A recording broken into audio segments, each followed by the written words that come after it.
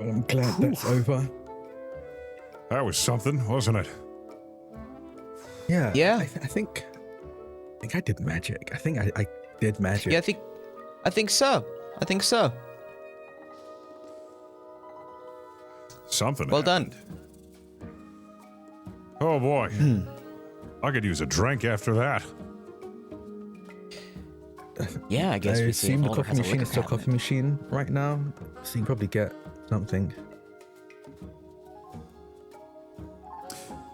Yeah, I'll take a coffee. And, oh, well, I guess Alder's out of the office. Yeah. Anyone know where last she time I went? saw- I'm not entirely sure, but I think she's...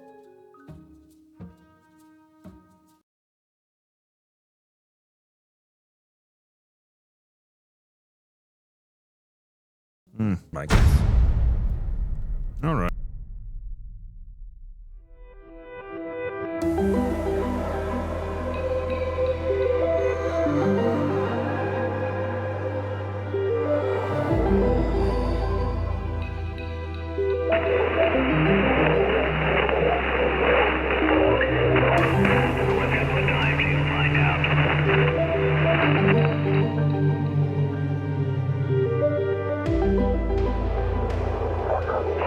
Yeah, big 16-pound sledge on that pole a couple of times would probably take care of it.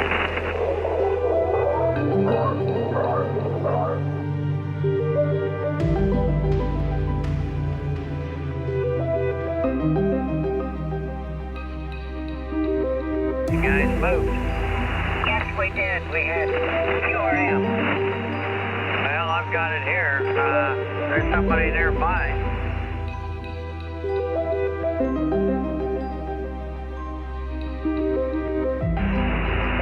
I wonder if they ever found out.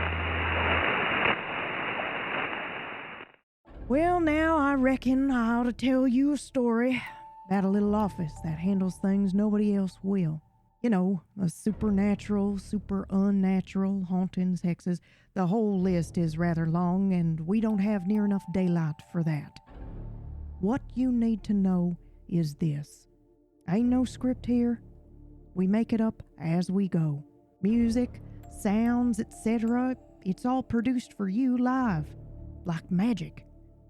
And it being a scary story and all, I'm assuming it will have all the things scary stories do. But I'm just guessing here, because of it being improvised and all. Alls I know is with this cast, well, it's probably gonna be brutal, violent, and have enough moral decay to make our therapists quit. You got one of those, right? Good. So use your brain, okay? It's gonna be scary, strange, and dumb as hell. Oh, f*** off, you.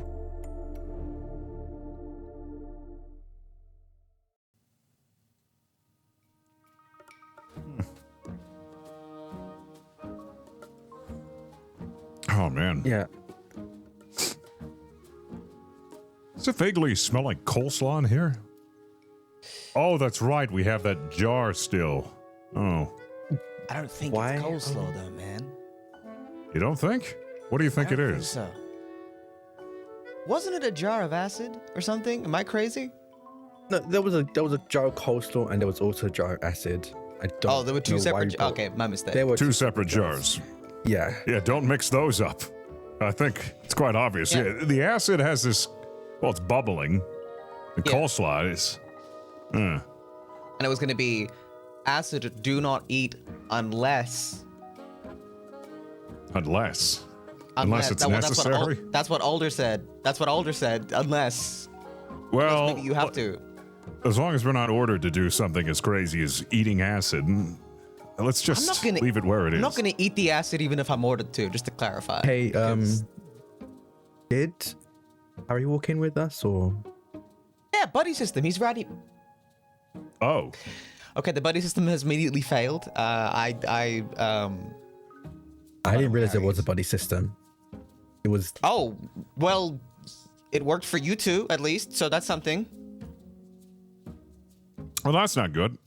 Or maybe It is? I don't know how this place works. Apparently everything happens for a reason, so maybe there was something he had to attend to on his side. It's fine. or... It's fine. It's probably just gonna take him. I'm just gonna jiggle the handle a little bit. See if Nope, I don't think that's it. The door will open. Like, Oh. if you want to leave, you can leave.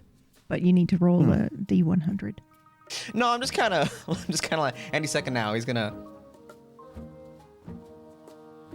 I mean, when I stepped out, time was apparently weird, right? I think a couple of days passed for me, and it was only a couple of minutes for all of you. Yeah. The time paradox.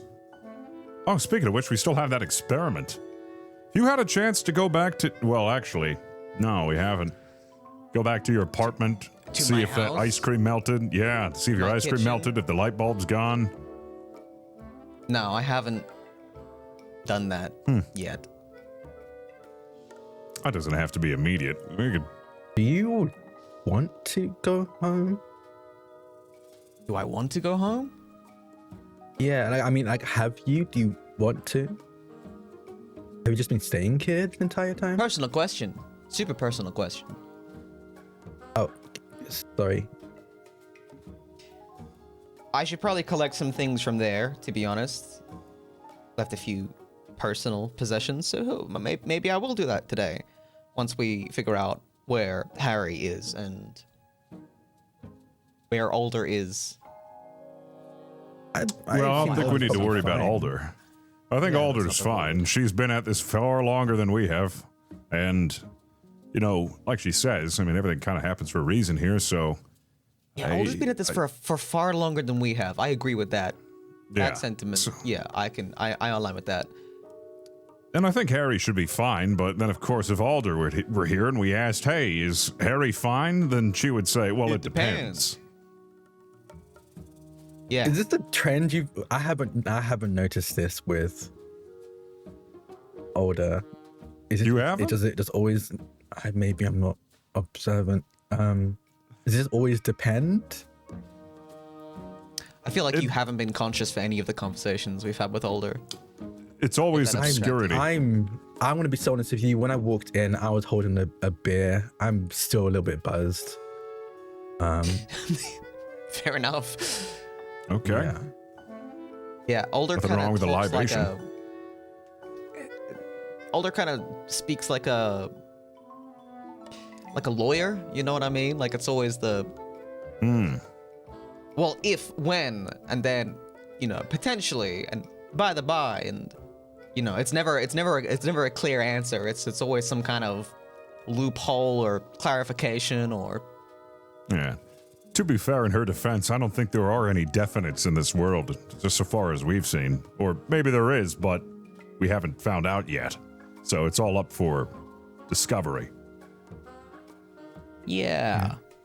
Yeah. I mean, I will say, and I probably should be wary a little bit, but earlier before I walked in on the whole poltergeist thing you were all doing, I did speak to Older, and apparently she was sensing something weird about the office. Something was off. Something was wrong with Josephine as well. Didn't really clarify that part either. Oh, the doll, was it? Yeah. I think the doll just wasn't around, which is apparently odd. You told me to keep an eye out and try and like... Can't remember. Was it don't say the name of the doll? Was that a thing? It was don't look at the doll directly. Use Don't your look at the peripheral. doll. That's Golly, no eye why? contact. I didn't ask. I was scared the answer would worry me. Well, that's always wonderful. We have something in here that's also possessed. Well, I won't be having any interactions with that doll. Won't be touching it or looking at it. After what I saw back there, I ain't taking any chances. We don't need what happened back there to happen in here. Yeah, fair. Are you sure you don't want to go home, Gus. I know that was a personal. I'm gonna be honest with you. With the way Aldo phrased it, I'm a little bit scared about being in the office as well. You want to come to my place? Is that what this is? Not in that way. I didn't say have a that way. girlfriend. Okay, I just want to make it. I know. I remember you've been very clear about your successful life outside of the office. I'm actively the definition of not successful. I'm gonna go grab some coffee. Yeah.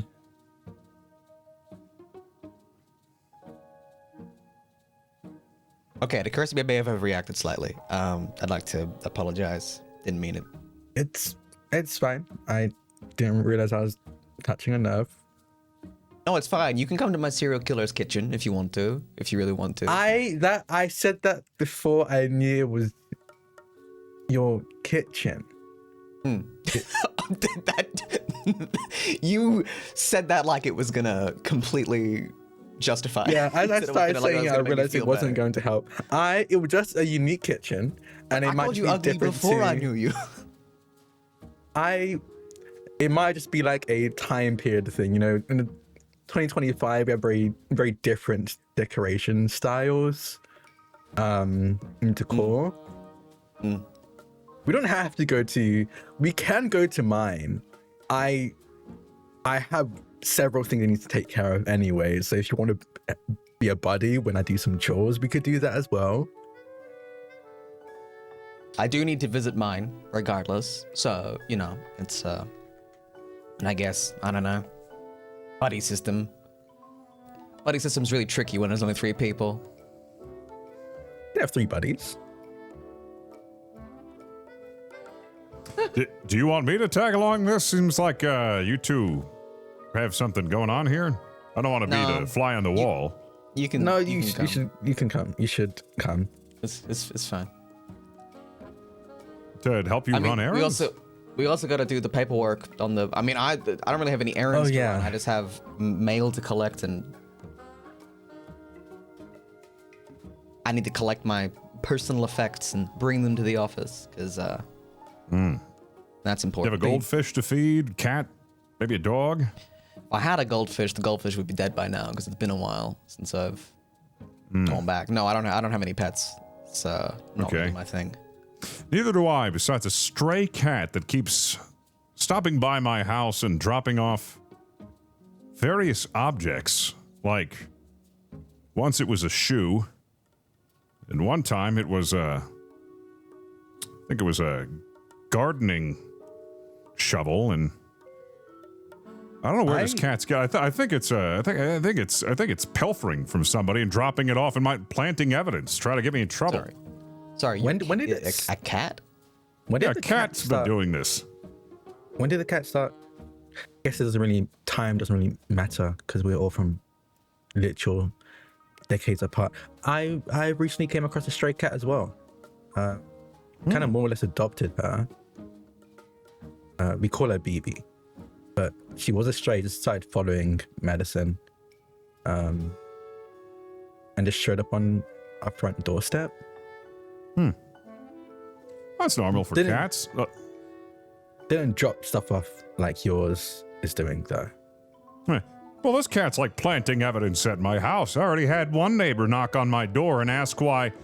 I believe it was one of her, it was, her father's handkerchief was out to dry. The cat somehow nabbed it and dropped it off in my yard. Now, she assumed that it had blown off into the yard, but then we saw that there were puncture marks like teeth had bitten into it. And she was like, "What's this all about?" It's that cat keeps putting stuff in my yard.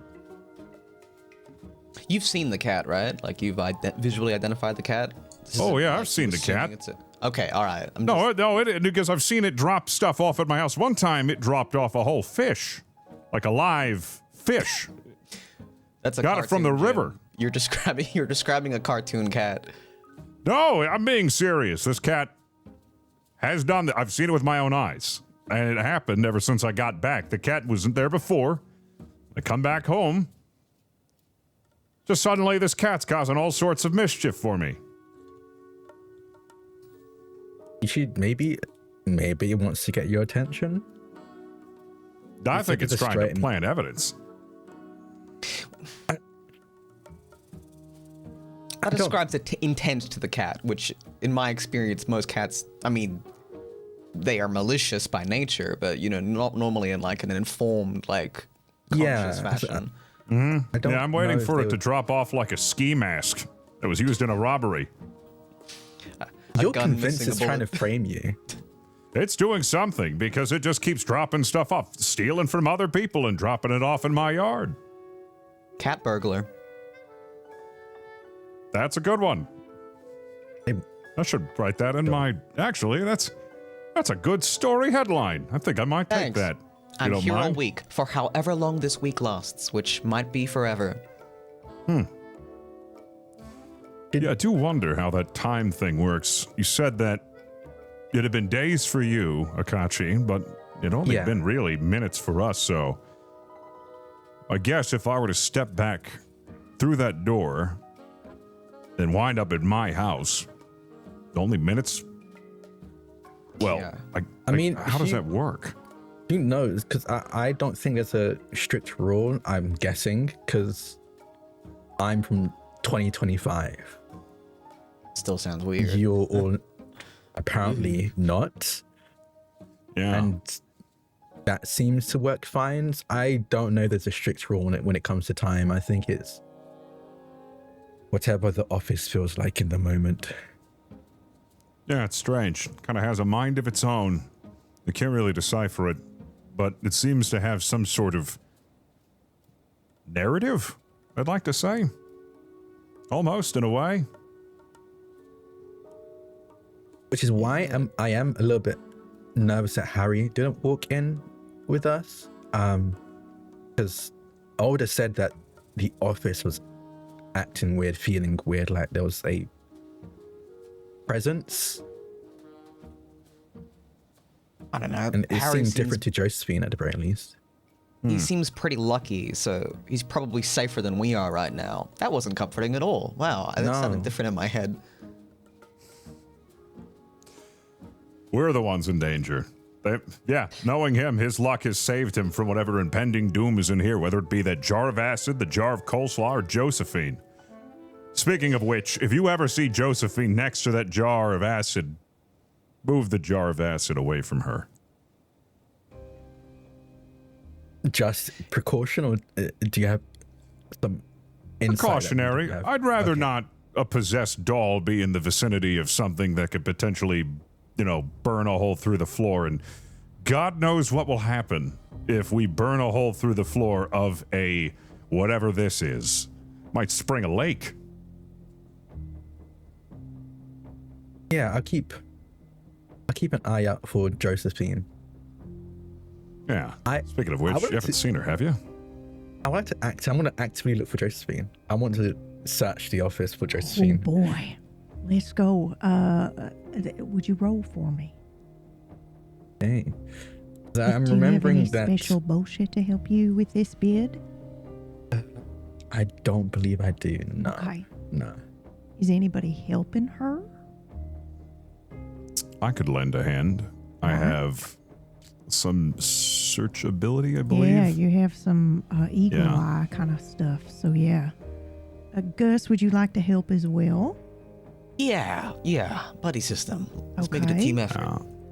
I have devil in the details. That's right. Small things. That's a level 2. Mm-hmm. So So I'll assist with that. yeah, okay. So here's what we can do, and I think that we should just do, because normally when you assist, you're adding 5 from each person that's assisting you, Akachi. So you'll have a 10 shift, but then Jim will still get to use his freebie. So we'll roll for what you see, and then Jim might still see something extra that everybody else missed. Okay. Go ahead. I'm remembering that even though previously they'd warned us not to look Josephine in the eye, when I'd walked in earlier, I was like, do you look for Josephine? It's just from the corner of your eye, but just look for her. Yeah, see if So you she can might be a key somehow. see her. Yeah. Is a mind, I believe? I'm going to give you a choice. You can choose between mind or soul. It's up to you. The result will be different in that how I give you the information. So to give you an idea, mind, you're using your eyeballs, so you're just looking for things that are visual. Soul, you're using maybe something else, some intuition. So it's up to you. I think I'm gonna go soul Okay. because of what just happened. The previous mission, I've encountered more in a more tactile way, a spirit. Yeah. And I think I'm sensitive in some regard to that. At least currently, I'm still riding that wave. So I'm gonna go soul. That sounds good.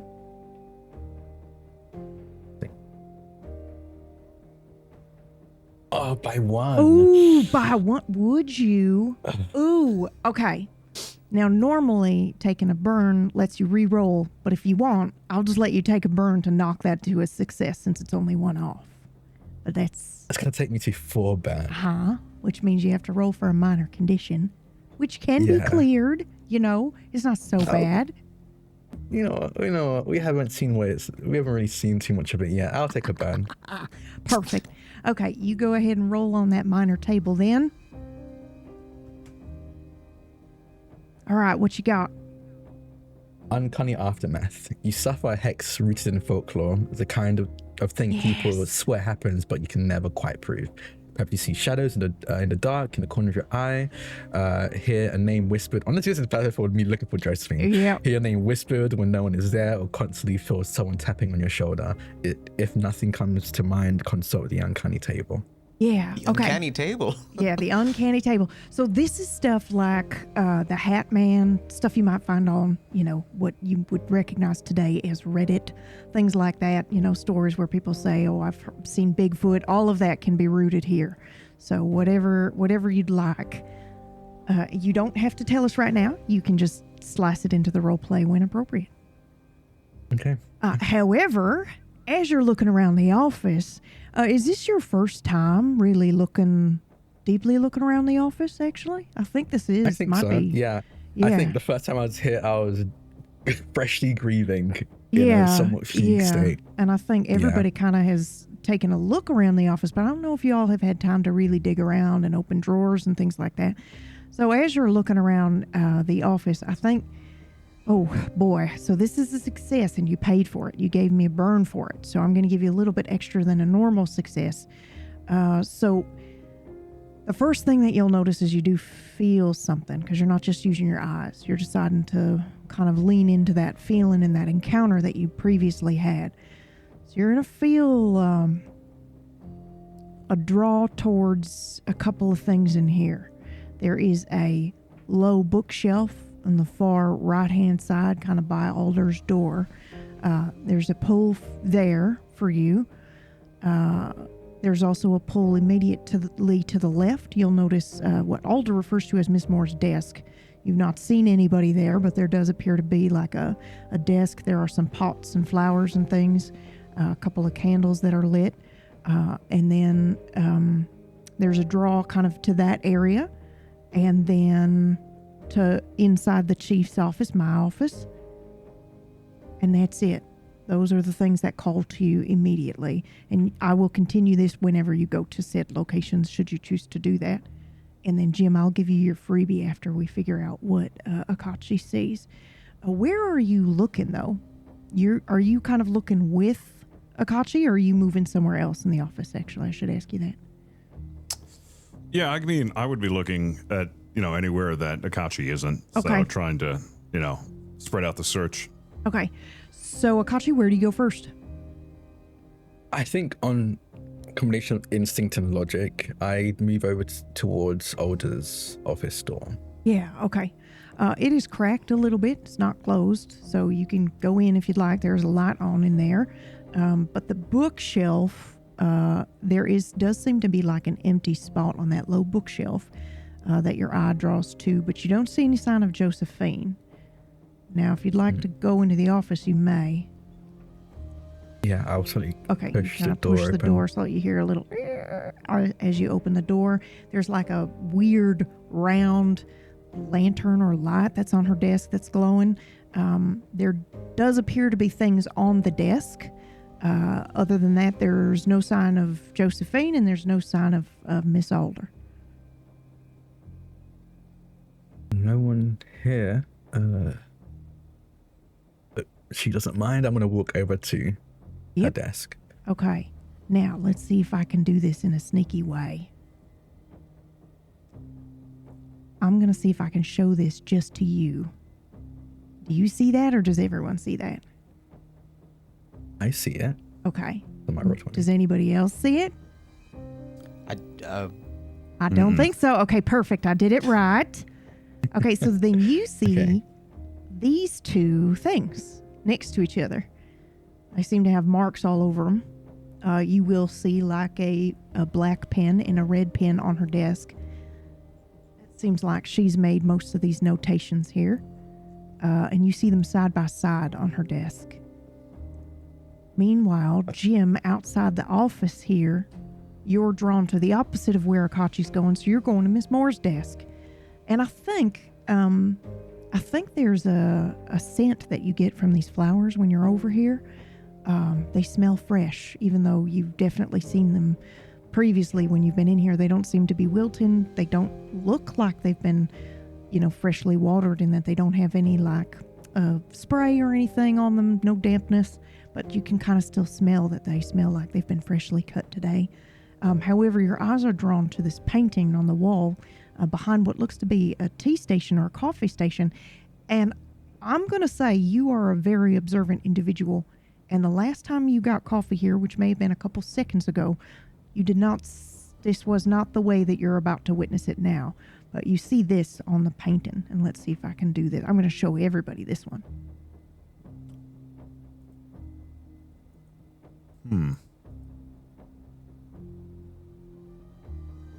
So on the left-hand side, for those listening, there is a painting above this cute little wooden coffee tea station where you can get biscuits and the kettle and things like that. And above that painting, it seems to be like a woodland forest area. Maybe there's like a moon in the background. And previously, the painting really didn't have too much on it. But Jim is looking at what appears to be 4 shadowy figures in the middle of the clearing of the woodlands here. And I'll just let you all take over. So I just wanted to check. For the things I found, are they 2 papers? That's right. You'll have to, I think you can zoom in on them, right? Or no? Yes, I can. Yep, okay.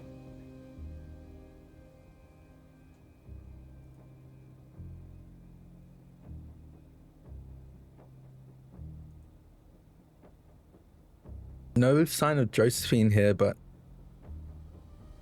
found some papers. I think it's from your time, Jim.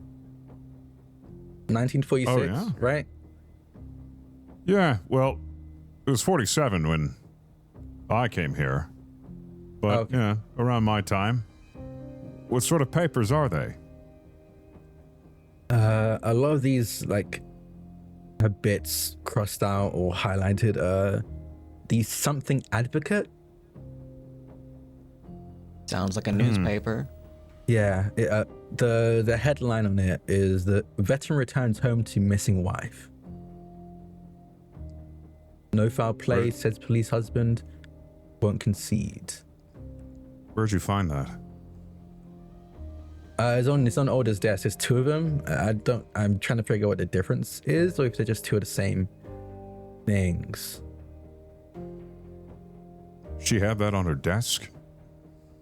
Yeah.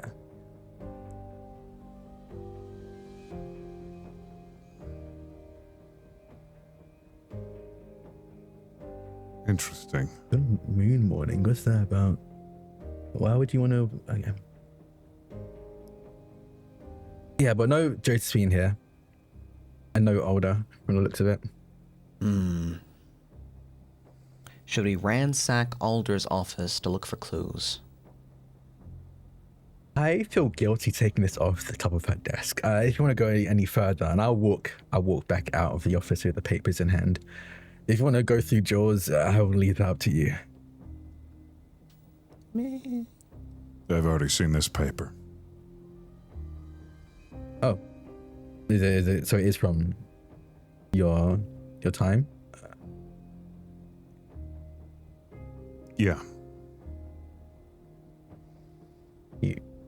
Are you okay? It's nothing. It's nothing. This painting, this is new. Just noticed something the last time I went to go get coffee here. This painting wasn't here. It suddenly appeared. You see that? Where's the paint? Sorry, to be clear, the painting was there, but the little figures in the clearing were not. My bad. Well, I guess it was always a painting there, but it's different. There's 4, looks like people in this painting. Well, 4 is a pretty auspicious number considering how many of us there 4. are. Yeah. I think it might be some sort of painting of us. Oh, that's... Yeah, no, that definitely wasn't there. Yeah, no. So I guess this room does have some weird qualities about it. I don't know what that's supposed to mean. Yeah. I mean... I don't know how noteworthy this actually is. Do you know what I mean? Because, like, you know, there's a doll that appears, there's a doll that disappears. There's a painting that has XYZ number of shadowy figures in it. It might just be a weirdness of the office. It's always a localized weirdness. Said. Yeah. But no sign of Josephine. Yeah. Why are we looking for Josephine again? Sorry, maybe I missed the mark on that one. I will be honest with you, I don't know. Aldo asked me to look for Josephine before I'd left him out with you guys, and I failed. I couldn't find her. And apparently that's odd, according to Older, and the office is acting odd, according to Older, so I'm just working on everything I've heard secondhand. Because to me, the existence of the office is odd, so it's kind of hard for me to figure out what's odd to an odd thing. I get you. You don't mind, I'm going to take those papers. I don't think Alder will mind. Yeah, sure, go ahead. Right now I'm going to do a fancy thing where I add your ability to see it. In fact, what I'll do is I'll open it to everybody if they want to peek at it. So that should have happened just now to the first one.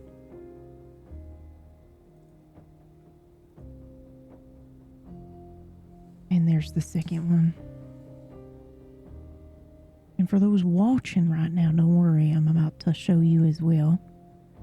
But for those listening, you're just going to have to wait until they talk about it. It seemed like the same paper, but I think the only thing I noticed so far anyway is that the pretty lady on the front wearing 2 different things, which is, I think, is weird. Why would they have 2? I don't know. Yeah. I think as Jim is poring over this, he would know this paper because he read it himself, but he would know what dress she was wearing, and are either of these dresses what she was wearing in the photo that was taken in his timeline? Ooh, that is a really good question. Roll me a 1d2 if you can, or just pick one, because yes, one of them is, but the other one is not. Oh, I do have an answer to that. Okay. Polka dot is yours. I think Jim is paying close attention to the non-polka dotted dress paper and scouring over it to see if there's any differences, because he would have read this first one, the real one, or in his reality's paper many times, so now he's looking for any inconsistencies. I think you have this paper memorized. I don't think you need to roll for this to see the date is different on her disappearance. I'm kind of awkwardly peering over Jim's shoulder at the newspaper, and I say, holy shit.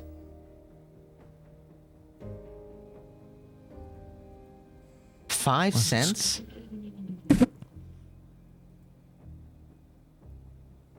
Jim's gonna look at like just with this, huh? I don't know. It's just Like what? crazy to think about, man. It probably costs like $100 in Akaji's time. No one really paper? really reads newspapers. Yeah. Most Jim's of gonna those go things right are back online. to scouring the paper. I'll just go over to Gus. No one really reads newspapers anymore. What happens? Everything's online. What happens to the medium of photography? It's still a thing. Like, Okay. like it's basically, we have newspapers but online. So like, photographers will take photos and just put them online. We have online newspapers, I guess is the best way to put it. I guess that sounds fine. After a while of scouring the papers, Jim's just gonna fold them up and tuck them away. He can't glean anything else besides the differences in date. There are no differences in the date, but you can see what Alder has highlighted here. Oh. He highlighted some text, which I think might stand out to you. The only thing that does appear to be different is the photograph of the lady, and then the date that she went missing. But everything else seems to be the same. Although you will notice it looks like she has redacted names and some other identifying information. But she has highlighted wrote her husband weekly and roses by the fence.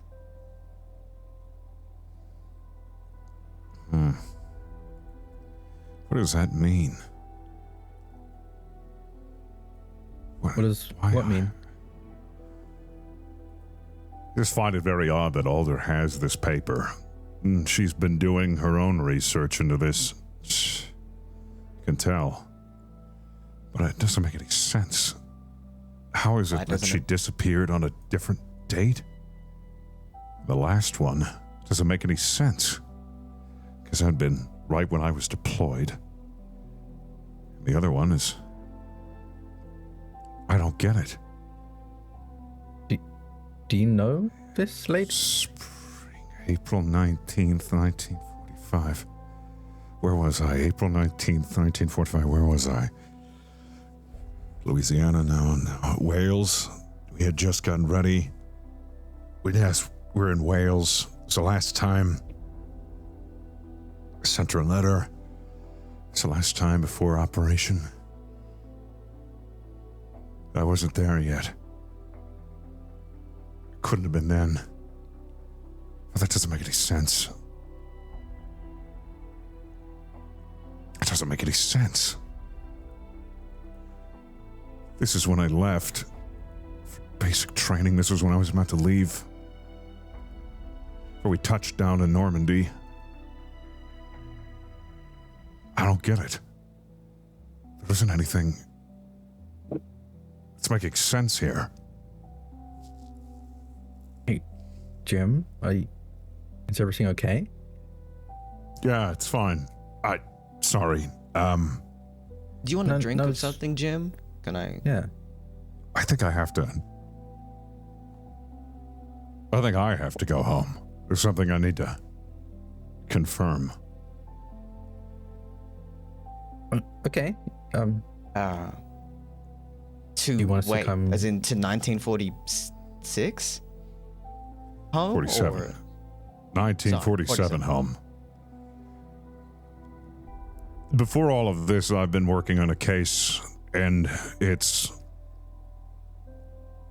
the most important one I've ever worked on. It's, you see, my wife disappeared. And, the mystery that surrounds it is baffling to me, as it doesn't make any sense. And I haven't been able to make any sense of it. And truth be told, before I came here, I was at the house of her parents, and I met them. I knew who they were. I shared dinner with them. I asked her father permission for hand in marriage, and they didn't recognize me. But when I showed a picture of her, it didn't make any sense. I feel like a pair of dice, you know, before it hits the felt. Stuck with no clear understanding of what the results are going to be. I don't know what's going on, but it's no coincidence that Alder has these papers on her desk. I just want to confirm something. Confirm with my notes that I have. Do you want us to come with you or wait here? It's up to you, but one mind is probably not going to be enough to unravel this. If you want, you certainly can join me.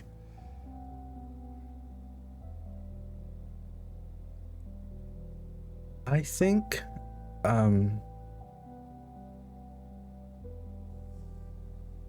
I don't know. You said 1946? 47 is the time. That's before pretty much any law would have protected me.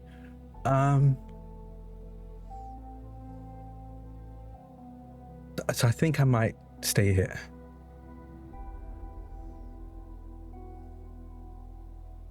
Again, it's your decision if you'd like to join me or not.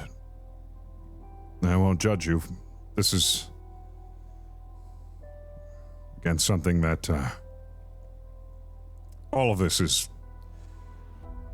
only confirming maybe one thing in my mind, is that I don't know what's going on. And I've just been accepting being swept up into the turbulence and just waiting for an outcome, but I haven't yet got it. So, I understand if this is a little too much for you, and I understand the dangers, obviously. You don't need to tell me. So I understand.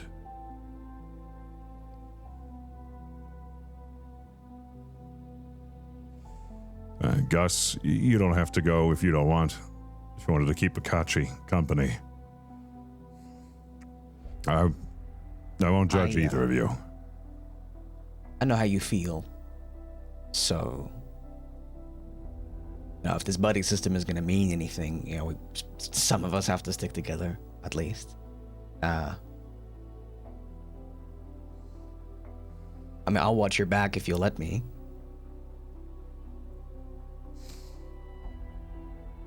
I won't stop you if you want to come. At this point, there's a reason why we're all here together, and I'm not quite sure, but maybe we're all supposed to help each other out in some way, and I'm willing to take that chance.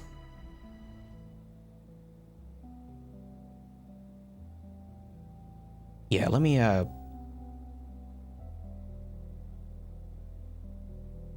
get my things. We can set up whenever you want. All right. If it works like that, I mean, I haven't really tried. I don't know. Every time I open that door, it seems to take us where we need to be, so I don't even know if we open that door, it will bring me back home. But maybe it'll bring me somewhere closer to an answer to solve this problem. This mystery. Okay. You reckon those radios will work from here, Akachi? I hope so. I'll figure it out. All right. I guess one of us should stay here in case Harry shows up anyway. If that works for you. Yeah. Okay. All right. Well, I don't know if this is going to help, but I'll keep these papers with me and maybe be a conduit to help give us a greater chance of going where we need to be.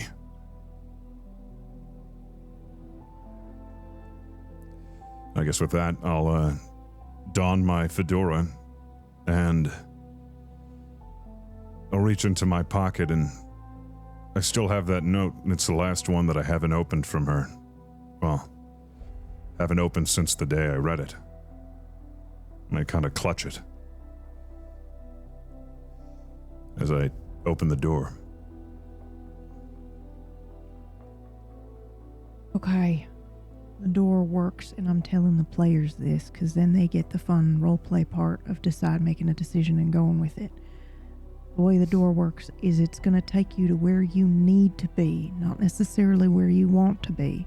So in this moment, we need to figure out what Jim needs. You, as a player, can decide where this door goes. If you want to leave it up for chance, we can roll for it. But I will say there is some magic involved. You do happen to have some artifacts on you that might sway the door one way or the other. So that is up to you. I feel like in this case, it's kind of a leap of faith. Yeah. That, Destiny's, led Jim here, so he's going to kind of have that same mind, and not try to, not necessarily cheat or persuade, I guess, but if it's meant to be, it's meant to be. Yeah. Okay.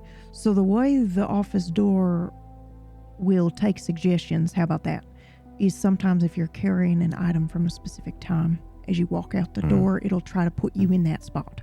So for your characters don't know this. They might be able to figure it out after you do this a couple times, but just so you as players know that can sometimes affect what you're doing. So you happen to have 3 items on you. You have 2 different papers from 2 different Wentz lines, essentially. And then you've got this letter. So as you grab and clutch the letter, I'm going to say the door is more willing to take you there. But again, all right, it's up to you. I think Jim would be, doing this kind of not, he does it like as a way of comforting himself, Yeah. Now that's the one thing that he has still left, the most recent thing. So be doing this unconsciously, not even thinking about it, helping. Okay, perfect. Although he did say, what would help as a conduit, maybe taking the papers, so he feels like there is some persuasion. So he does take those papers, but like he's unconsciously clutching the letter. Yeah. Not, thinking too much about it other than just, it's instinctual. Then I'm going to say the door opens to a world you're very familiar with in a town you recognize. Beautiful Stamford. Ooh. Gotten a little less used to its stink. My time away from it. I think this is it. Well, I'm stepping through. Gus, coming with? Yeah, that's the plan. All right, We'll well, stay in touch, Akachi. I've got a radio. let you know how it goes. Akashi, you do stay behind as you watch them leave? Okay. The door shuts. The office is quiet. You don't even hear the ticking of the clock. And we're going to follow Jim and Gus.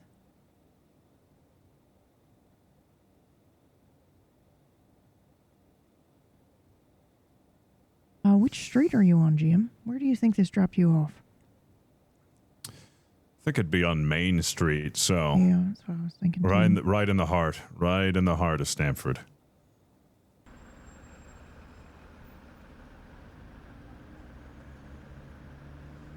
Oh boy, feels so weird being. It almost feels like I'm a stranger in my own city.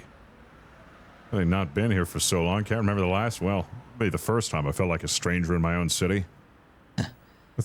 It's like that when you've been away from home for so long, I guess. Yeah, sometimes you just forget. Well, here's my wins, I suppose. This might be a bit of a shock to you. Everything's a bit old-fashioned here, but it's simple.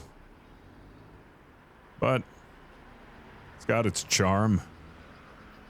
Stafford isn't exactly known to be a hot spot. But, well, grew up here my whole life. Oh, if you look down there, that's the diner. That's a library. And that's the bank where I owe quite a substantial bit of money. We will not be going there or anywhere That near it. sounds wise. Oh, am I going to stick out like a sore thumb here? I feel like... Yeah, the gene... Well, you should be fine. You'll be fine. Just, stay close to me.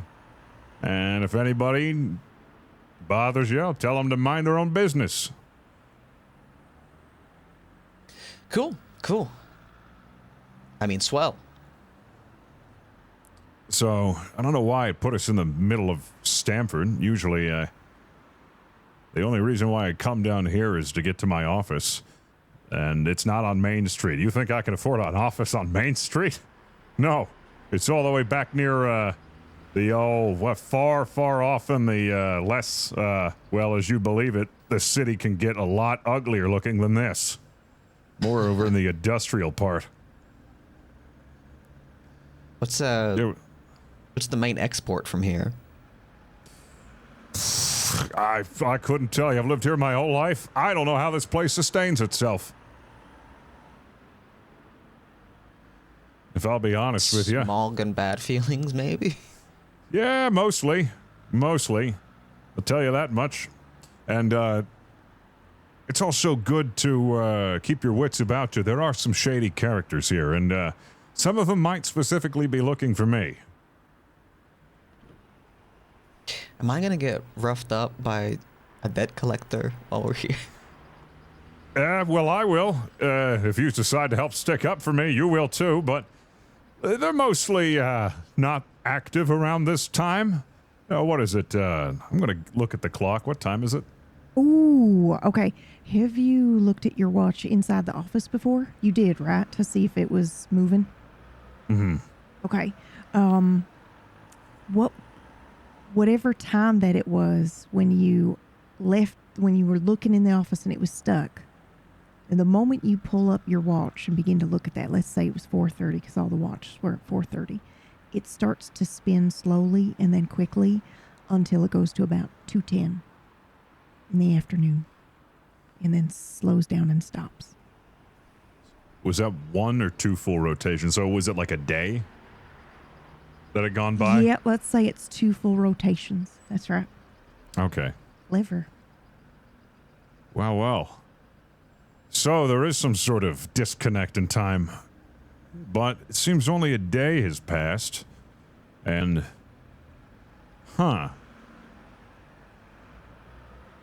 We'll have to experiment with that more. Anyways, we need to get down to my office. There's something I need to check out. And, that's not here. It's all the way down on the eastern side, over near the industrial park. And, that's where you'll get to see all the fun stuff, like the, steel drums that people use to keep warm with big old fires, and, the rats and the discarded rubber tires that haven't been burned, that have been set to been burned. And, Yeah. Oh, yeah, all the Stamford charms. That's actually a timeless classic, believe it or not. Oh, they still do them in the future. Yeah. Oh, it's good to see that, we keep some traditions alive, like dumpster fires. Yeah, well, when in Rome. When in Stamford. Oh, and if you see any shady-looking characters, big, nice, fancy trench coats, big fedora hats, usually smoking a cigar or cigarettes and looking real, shifty, that's the Spumoni gang. And they have been looking for me because I have incurred a small amount of gambling debts in my time. Let's say I'm not as lucky as Harry, unfortunately. Jim, are you indebted to the mob? let's go to my office and not talk about this Spumoni family. Let's just pretend like I didn't mention that. Sorry, I shouldn't be making you so nervous. No, it's fine. It's fine. It's fine. Would have been good to know all this before I came through the door, but it's totally fine, and I'm. Yeah, I should have. Your wingman. Yeah, should have mentioned that before. They are. You know, you live and you learn. You live and you learn. Yeah. Well, in my case, you know, the one thing that, you know, I never had a gambling addiction before. It really manifested after, you know, I came back home. I don't know why. It's strange. It's just, can't help myself. I always was a cautious man. Never really gambled on anything. Hell, I won't even gamble on a fart. But now, I'd gamble on just about anything. I think and, I get well, that's what landed me in the poorhouse. I'm not much of a gambler, but I do seem to be a compulsive risk taker, I think, is how others have described me in the past. Oh, that's a friendlier way of saying degenerate gambler. Just a different breed, I guess. Such as, I don't know, jumping through a time portal into 1947 with my popular for all the wrong reasons friend. Yep. But just keep your head on a slight swivel. Don't be looking too frantic because they pick up on that. That's how they usually collect their debts and people, you know, who owe money. You know, no flash photography or... Yeah. Probably would be best if you don't use that. Somebody might try to Soviet steal spy that. or something. A what? Wrong decade. It's not important. Your office. Where is it? Well, yeah, no. Eastern side. But you aren't a Soviet spy, are you? I don't know how things went in the future. Do I sound like I'm from the USSR bloc? You want me to answer that honestly? Yeah. I would have no idea. They apparently have infiltrated all the works. You know, sending spies over. Well, you know, the espionage game is pretty strong around these parts. You never know who could be a spy. Or at least that's what they keep telling us. That's why they got all of Hollywood. Ooh, let me tell you, some crazy stuff going on over in Hollywood. All the accusations of spies there. Some things never change. Yeah, well, we just continue down this way. Yeah, I'm not Russian, for what it's worth. Okay, well, I'm not Russian either. I told you, we gotta stay calm, so don't be frantic. Oh, you're not a Soviet spy. Gotcha. All right, yeah, that too. No, I believe you. I trust you. Yeah. Good one. It's nice. I liked it. Yeah, sorry, I don't have a car. I think I could afford one with my salary. $150 they want for these cars. Used. Like, tried to talk to a dealer. Well, I was kicking tires in the lot. They had a couple of Ford models, and I said, listen here, Buster, I am not going to pay $150. It's got over 5,000 miles on there. You think I want a car with 5,000 miles? Heck, I could get one new for $200.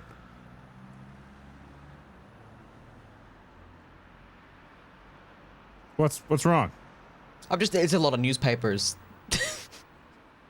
That's all I was thinking. Okay. Right. Gotcha. $150. Yeah. Well, it shouldn't be too much further now. If you look over to the right, that's my favorite diner.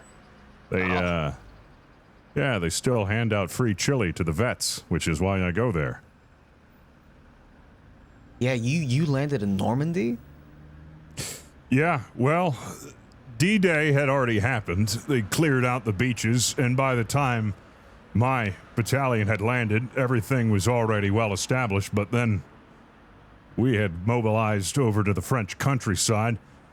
Man, you should have seen it. We walked through the Arc de Triomphe. That was and very quickly, mind you. It all went a little south. if we got to Hurtgen, but we won't get into that. We won't get into that. Yeah, I mean, sorry, just But no, it it's is really interesting. Oh, yeah. Well, we knew how much of a big thing it was, but tell you what, when I was drafted, it was hard to say goodbye, but you couldn't believe it how many were excited that they were getting fully cooked meals. I mean, myself included. Eggs, flapjacks, with maple syrup. I tell you, we were eating good. Never eaten like that before ever in my life. Before that, I was eating, well, usually corn, or what was left of it at the bottom of tin cans I fished out of a dumpster. Sounds tough. Well, get used to it. Put hair on your chest. But I'll take your word for it. yeah, looks like it's, yep, coming up right there. And so far, nobody's tailing us, or at least now I can't see. Jim's going to do a quick look to see if anybody's tailing.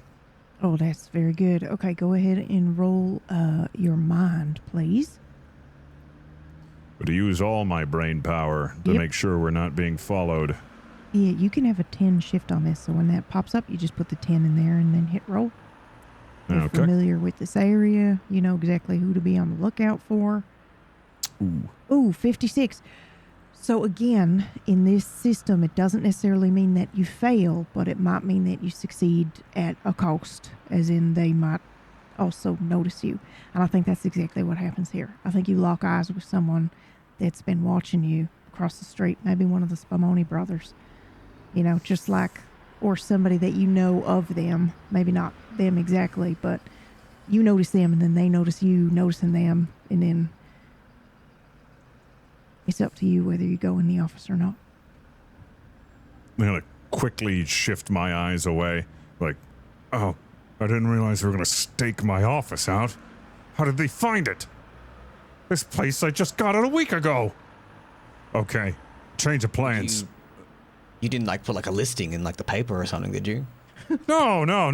This office really isn't an office. It's kind of like the decrepit attic of like an old flour mill. But apparently they found out that I'm here, because that is certainly an associate. I don't think it's a good idea that we stick around these parts. We're going to have to find somewhere a little safer. Okay, all right. I'm gonna, Lead the way. Jim's going to rack his brain here real quick, and the first thing that comes to mind is somewhere public where they wouldn't cause a stir, where there'd be some sort of authority. So he's going to start heading back to the main street to go inside the library.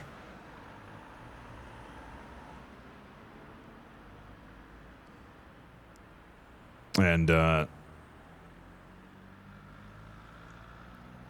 he knows that across the street, since it's all kind of the main street, that there's also the police department nearby, so they usually aren't as active over there. Yep. And he might makes still be sense. able to find what he's looking for as well. Okay, so they cross over. Gus, can you do me a favor and roll me just a flat D100, please?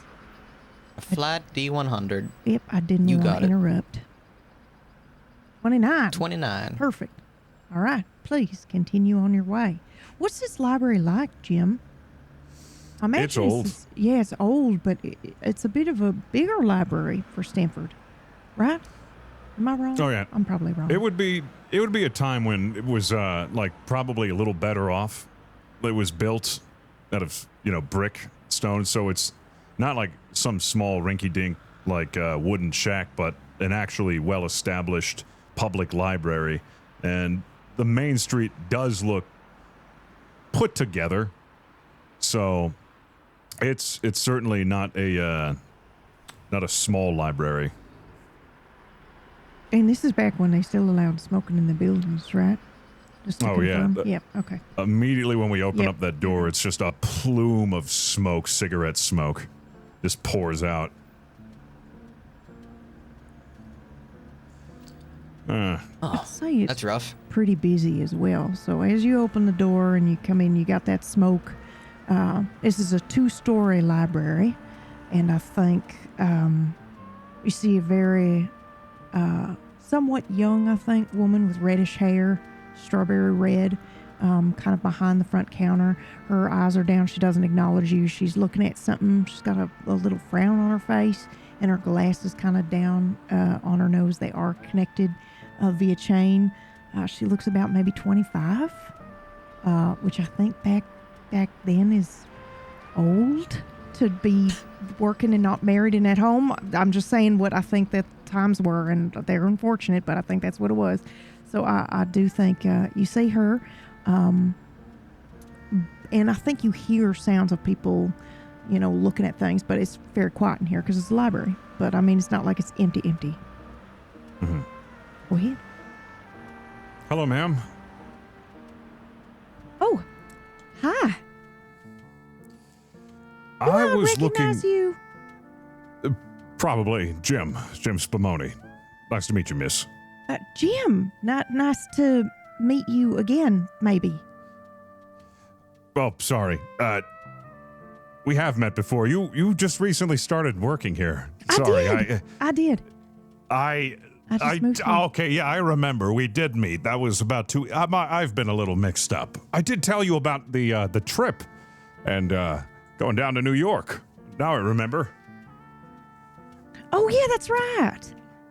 Oh, thank God. Wait, you were going with your brother Ricky, right? Ricky? No, I wasn't Spumoni, going. Right?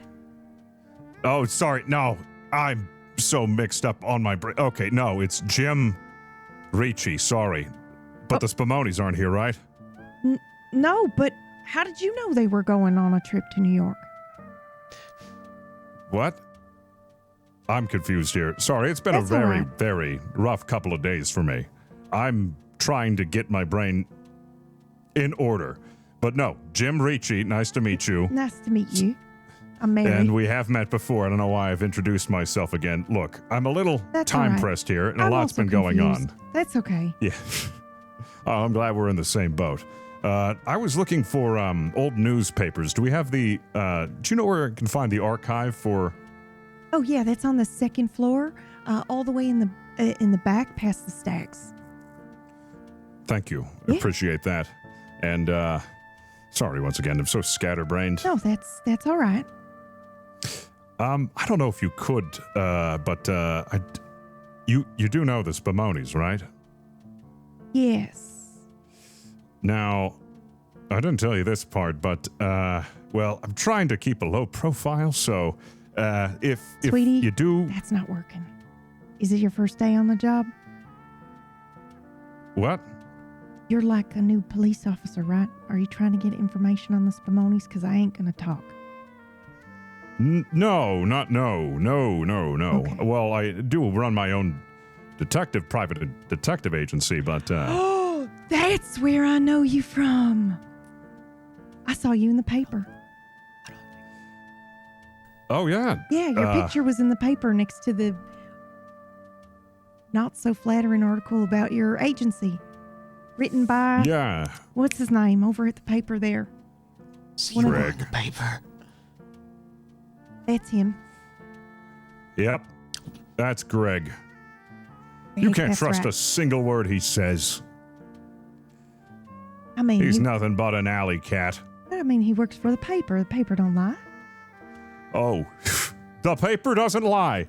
Yeah. Oh, that last article that he wrote about me, the one before, saying that I had gone off the deep end, that Yep, that's right. crazy Jim at it again, making up stories so people feel bad for him, probably wants free chili that he frequents the diner at. Oh. I have a deal with the diner. I have a tab. In the chili, they said it wasn't a problem. So he's making stuff up. Jim, low profile. Oh, Yelling in that's right. Right. library. The archives are up the stairs to the right beyond the stacks. Sorry. Just get a little heated. Greg has always been on my case ever since, but we'll talk about that later. Thank you, miss. I appreciate it. Good luck. Yeah. Patty, Oh, boy. you are never going to believe what just happened. I met I am Crazy so... Jim. Okay, Jim. I think we might this have is a not time helping limit my here. case. I think we I know. might have a limited window to operate here. I know. They're It going sounds like to the come looking Spamotes for were me. hunting you in New York, so I. Yep. Let's say I owe a considerable amount of $1,000. Okay, I'm gonna add some zeros in my head and go, holy shit, Jim, that's a lot of money. You carry a gun, right? I'm not going to shoot them. Why do you own a gun, Jim? For self-defense. But I'm yeah. That sounds Jim, that sounds like textbook self-defense. okay, do the math. If there's 5 of them and 1 of me, they have 5 guns and I have 1 gun. You think they come alone? Look, let's just try to find this paper. I want to see if these papers match. Because if they do, then, well, that confirms something that maybe there's a different timeline going on here. Because you see this paper, my wife is in a polka dot dress, and in this one, she's not. Well, one of these is the one that I know to be true, at least in this timeline. It's my theory. And if I can find the archives, find the same paper, put the two together, and if it's a match, then something's going on here. It might be able to piece together a theory. Okay, all right. Just tell me what I'm looking for, and I'll help you look. All right, well, she said the archives are up this way. So we're looking for... The paper was published 1946. And one was in October... Or no. It was... Take a look here. You see, Yeah, pulling 1946 out those papers. May 15th, 1946. So let's look for papers that date. It's the Stamford Advocate. I'm going to take a look through the archive. Yeah, absolutely. You don't even need to roll for this. This is the library. They definitely did this very frequently. You're going to find this. But what I would like you to roll for is something else related to this. So, and I'd like you to roll your mind, please. Okay. No shift?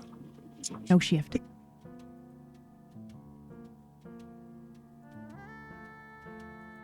Okay, that's a 64.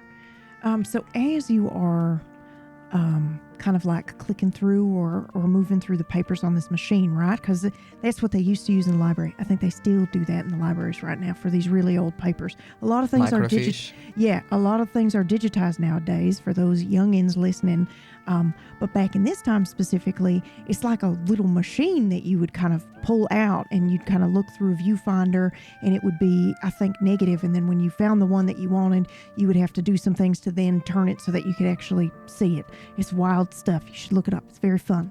So anyway, Jim's using one of these machines as he's scrolling through looking for this date, and he is able to find the paper. It is essentially a negative version of the paper, but you can tell right away she's wearing the same dress. You don't need to turn it into what you can see. It does appear to line up with the version that you know to be yours, but not the other one. Golly.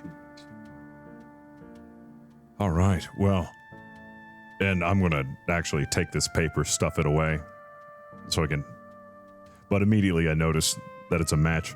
All right, well, I got what I was looking for. I needed to know. But we should probably get out of here. The Spamones are probably looking for me. Yeah, I think that's very high likelihood. Yeah, Are they let's just gonna, say like- I've... Hello, is this working? Hello. Did you was there mention of a missing girl? It's a library. Just kind of sorry, Hello? get the volume knob on that. Akachi, we're in a library right now, trying to keep a low profile, but to keep you in, to catch up on things. I found what I was looking for, but I might have a problem with some bad folks looking for me at the moment. Oh, and you didn't mention that before. Just went up with you. Yeah, I should have. I It's wasn't fine. It's thinking. fine. We're bonding. We're bonding. I'm so sorry again, Gus. I completely forgot. I it's just had my fine, it's mind fine. set on one thing. Look, Akachi, we should be fine. We're going to try to make our way back, I guess. I'm not sure how, but I'm sure we'll figure it out. Oh, okay. I was just checking in because I found a missing persons poster here. Is there any mention of like a missing little girl? Yeah, wait. What does it say? What's the name? Oh, I can't see any. Everything's been crossed out, redacted in some way. I just see a photo of a little girl on a poster, on a missing persons poster. And then there's someone behind them. I don't know. This might just be Somebody behind a them. cut of a photo. Yeah, it might not be related. It was also on Alder's. Yeah. Where did you find this again? Did you find this in Alder's office? Yes, yeah, it was on Alder's desk. Okay. Huh. Just like the picture, huh? Same poster. Something is going on here. I've got a theory, but thank you for mentioning that. I guess that's the next thing I need to look for. Thank you for letting me know. Yeah, no worries. Let me know if you need anything. I'm gonna keep looking around. All right. And immediately Jim's gonna remember the same wanted poster, or not missing child poster that he showed earlier to, the mother. Yeah, do you still have that His on wife. you, by the way? I think he would Yeah. still have that. Okay. Can't imagine he would He's- set it down or put it in the office, I don't think you Yeah. guys have really sunk into your desk space yet or anything that you'd be leaving stuff behind, so. Okay. But he would just open it up to make sure, has it changed? Is there, because it's so bizarre. Okay. What's all going on. He wants to This inspect it. one, I'm just going to give you in a special little private direct message what yours looks like.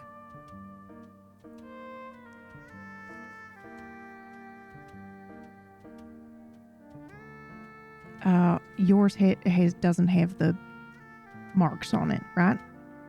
Mm-hmm. Yeah, Yeah. it would just be. So you have But all is there that anything information. immediately? Is there any immediate difference between the two that Jim could immediately tell, from what it was the last time? Has something changed? Nothing has changed for you. It looks Okay. the same as when you had it in your pocket or when you showed her before. All right. So that's remained the same. So we should probably get out of here now that we've blown our cover. Yeah. Let's say my reputation around here has gone pretty south.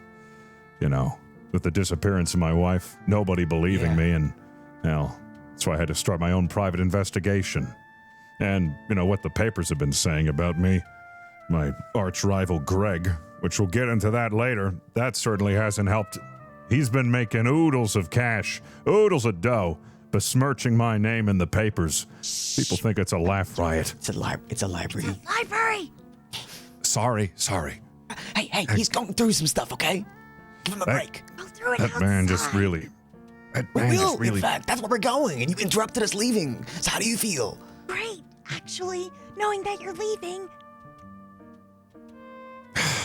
Sorry, ma'am. We're about to leave, all right? I don't pay her any mind. And we're going to try to... Well, at this point, everybody's probably looking at us because how loud Jim was. So, probably leaving and everybody's just looking at us. Like we Yes, had an if this were a argument. video game, an achievement notice at the library would pop up right now. I definitely feel like low profile achieved. Okay. So yeah, you head out of the library. You do not see Mary down at the desk when you head down, so it's probably a good thing that you're heading out now. You also don't notice that same gentleman on the other side of the street by your office as you walk by. You don't see anybody there. Now, where do you go from here? Do you head straight to where you left the office?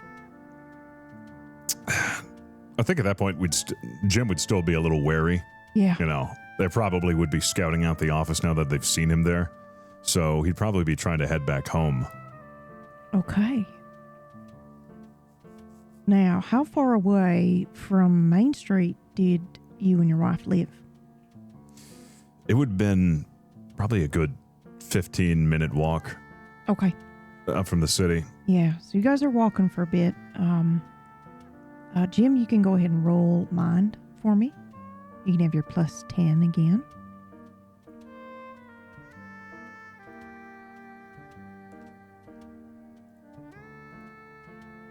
Okay. As you are kind of like walking down the street to the house, I think, and I don't think you have to roll for this, I think you'd be like not going directly home. You'd be trying to go a weird roundabout way, right? Just in case you were being tailed? Or do you think you just head straight there? No, it'd definitely be. Jim's done this many times. You know, he's remained elusive in this city, and he has his own way of, like, you know, navigating. Yeah. So he'd be taking the old beaten path. Yeah. So Gus, you notice, like, I mean, I think maybe at first it might feel like he's lost because he'll go down one way, then back around, and then come back, you know, and it takes you quite a little while to get there. I'd say about 20 minutes because he's still walking fast. But you don't notice anybody tailing you or nothing, Jim. And then you arrive to your house. Now, what does it look like now? You know, it's definitely gone under. It's in a little bit of disrepair. You can tell that Jim hasn't been taking care of it. The yard's a mess. You know, some of the shingles have fallen off. Some of the, you know, the window, there's a broken window. The paint's faded. It's just in a state of disrepair. But nothing that, like, you know, a thorough bit of elbow grease could, like, get to sort of presentable. And it's a 2-story house. Nothing to write home about in a quietish neighborhood. And he's got a fenced-in backyard, a wooden fence. So he's got at least that going for him. Yeah. I will also say there is a very beautiful rose bush, or a couple of rose bushes by the fence that look lively and beautiful. Yeah, that's the only thing that's been meticulously maintained. Yeah. In the house. Everything else is just kind of falling apart. Well, home sweet home. Oh, by the way, step on this side of the stairs. That side is about to rot all the way through. Cool. Struggle's real. Yeah. I get it. Yeah. I haven't really had the time nor money to really, you know, spruce the house up. So. Yeah. Landlord welcome take in. care of it. Landlord, I own it. I thought you and I were really. It's not important. So, where are we going? Well, I do have a little bit of notes inside the house, and, well, we got to figure out a way to get back as well. I'm not sure how that happens, but there might still be something left that I haven't thought of. But in the meantime, this is just a nice place to get away from, you know, the bustle of the city and, you know, being hounded. We should be safe here. They don't usually tend to come out this way, so at least we have the peace of mind that we won't be accosted by the Spamonis. Do you want me to take any photos while we're here, or? Well, if you want. I don't think there's anything in particular that's photo-worthy. Certainly not me. I think you're selling yourself short. Would you like some coffee? Yeah. Sure. I can go ahead and get that started for you. And Jim has got this old-fashioned percolator. It'll start rustling up a bit of coffee. And you can tell, like, in his kitchen that this is a bachelor's lifestyle. There's just empty beer bottles, discarded cigarette cartons. The place is a mess, you know. The only things in his fridge are bottles of, like, condiments. And that's about it. Oh, go ahead, take a seat. That's the chair that's still... I think that's the chair that still has enough support. I had to replace some of the legs. That one, seems to be holding up. cool. You don't smoke, do you? I quit. Oh. Why for? Oh. Not a health-conscious person, eh? You know what? Considering the circumstances, yeah, I'll have a cigarette. That's fine. This seems like the right situation. Ah, sure. Have you ever had a Stanford smoker? Let me tell you, these are the real deal. I wasn't much of a fan of cigarettes and their medicinal purposes, but when I got them in my rations, I couldn't put them down. This is a real asbestos filter that is supposed to provide the smoothest draw. This stuff, I tell you, is a miracle product. They're going to have it in every house.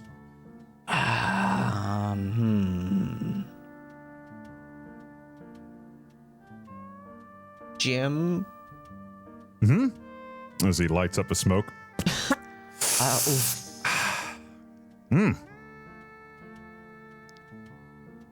Hi. Man, one want to kill me. Sure, here you go, friend. That's the spirit, and he pats him on the back. These are your Stanford smokers, right? Mm-hmm. Oh boy! They're from my... Can we roll? Can we do some rolls, please? Certainly. Mind rolls for both of you. Mind rolls. Yep. Are we about to have an Just experience? Flat. You might be about to have an experience. Whoa! What sort of cigarettes are these? This is gonna feel, I think, like inhaling a campfire. Like it's gonna be like the most 100%. like the opposite of a smooth experience as far as smoking goes. Oh God! I remember my first cigarette. It's not my first cigarette, just my. You can really taste the quality there. They also add a little bit of lead to the lining. Well, that's fantastic. Is that a 94 from Jim and a 3 from Gus? Is that right? That's right. Gus, Okay. Gus, you're going to have a plus 10 shift to any cognitive, detective, mental kind of Charlie Wall things that you try to do for the next hour. This is essentially a buff cigarette, a magical cigarette. Jim, you have it too, but you just don't fucking notice anything when you have the, you rolled a 94, so it's not like you feel anything. The magic of asbestos. I'm staring into space with like the don't most smoke at home, horrified kids. look. Yeah. The most horrified look on my face, staring into space as I take a second drag and go, this is the best cigarette I've ever had. That's fucked up, man. Right? Language, please. Sorry. That's heckin' screwed up, man. Anyways, let's go ahead and settle down here. Let me think. So if these two posters are different, the only thing that I can think of is these have to be two separate timelines of some sort, because unless she has a twin, but then what are the odds of, this I don't know what to make of it.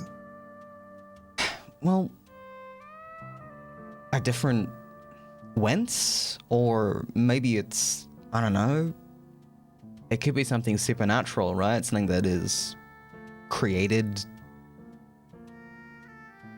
I don't know, altered memory or perception somehow? Well, 3 brains are better than 1. Let's phone into Catsi, see if they have any perspective on this. We'll set the radio up, kind of like it has its own chair, its own side of the table. And we'll turn the radio on and patch through to Catsi. Catsi, can you hear me? Over. Hello? Hello? Reception on this thing. There we go. There we go. Okay, sorry. Hey, Catsi. You're not in the library anymore, are you? No, I'm in my house. Welcome to my kitchen. Oh, lovely. I can't see your kitchen. Do you need anything? Catsi, it's exactly how you'd picture it would be. Lovely Yeah. kitchen? Well, I'm guessing you own it? lovely to the standards of maybe the rats that feast on the leftovers, but the dilapidated state of my kitchen is not the conversation that we pulled you in here for. Trying to make sense of the evidence that we have so far. So, to give you an update, I just got a chance to look at the newspaper from, well, my current wince, and it matches the one newspaper that we found on Alder's desk. However, the newspaper, the other one, it doesn't match. And so far, there's two things that are different. And the one where it doesn't match, we'll call this the separate timeline newspaper, my wife is wearing a different dress, and the date of the disappearance is different, actually. Very, very different. The one that is in my timeline, the polka-dotted dress, that one says October 1943 is when she was last seen.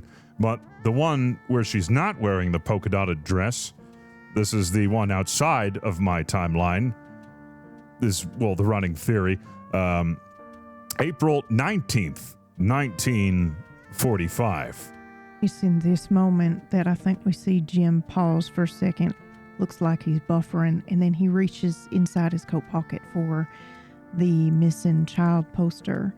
The date that she went missing is April 19th, 1926. On that flyer that you have there. Hold the fort? This missing persons report. This poster is. How is it like? We might have three timelines here. Wait, you have a missing person thing? This is a missing child poster. And this is when my wife was a child. And I confirmed, well, I was trying to confirm if her family recognized me, but they didn't, but they did recognize this missing child's poster.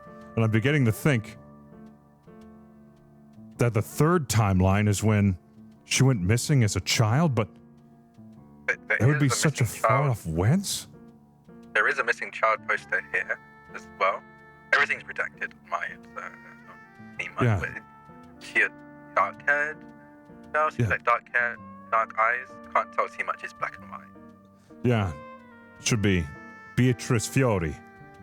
Birth date, April 19th. Oh, sorry, that's the missing date, not the date of birth. The date of birth is below that. Sorry. Gotcha. Looks like missing date, April 19th, 1926. Date of birth, May 15th, 1920. From Staten Island. Oh. Yeah, that's... I can keep we're dealing looking with... around. I have This is nothing so really I can odd. help with, I don't think, mine, but I keep looking around. Maybe Odd has more stuff on this. Yeah. I just figured it would, 3 minds are better than 2 to try to figure this out, or at least have some hunch to work off of, because none of this makes any sense. I'm left even more confused than I was before. What can you make of this, Gus? Do you have any theories?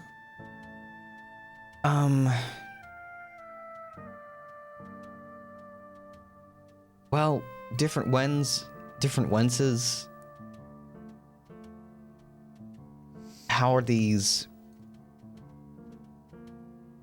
Are they crossing over into each other? Like, which one do we jump to? Which one are we in? Is this definitely the one that you came from? Or...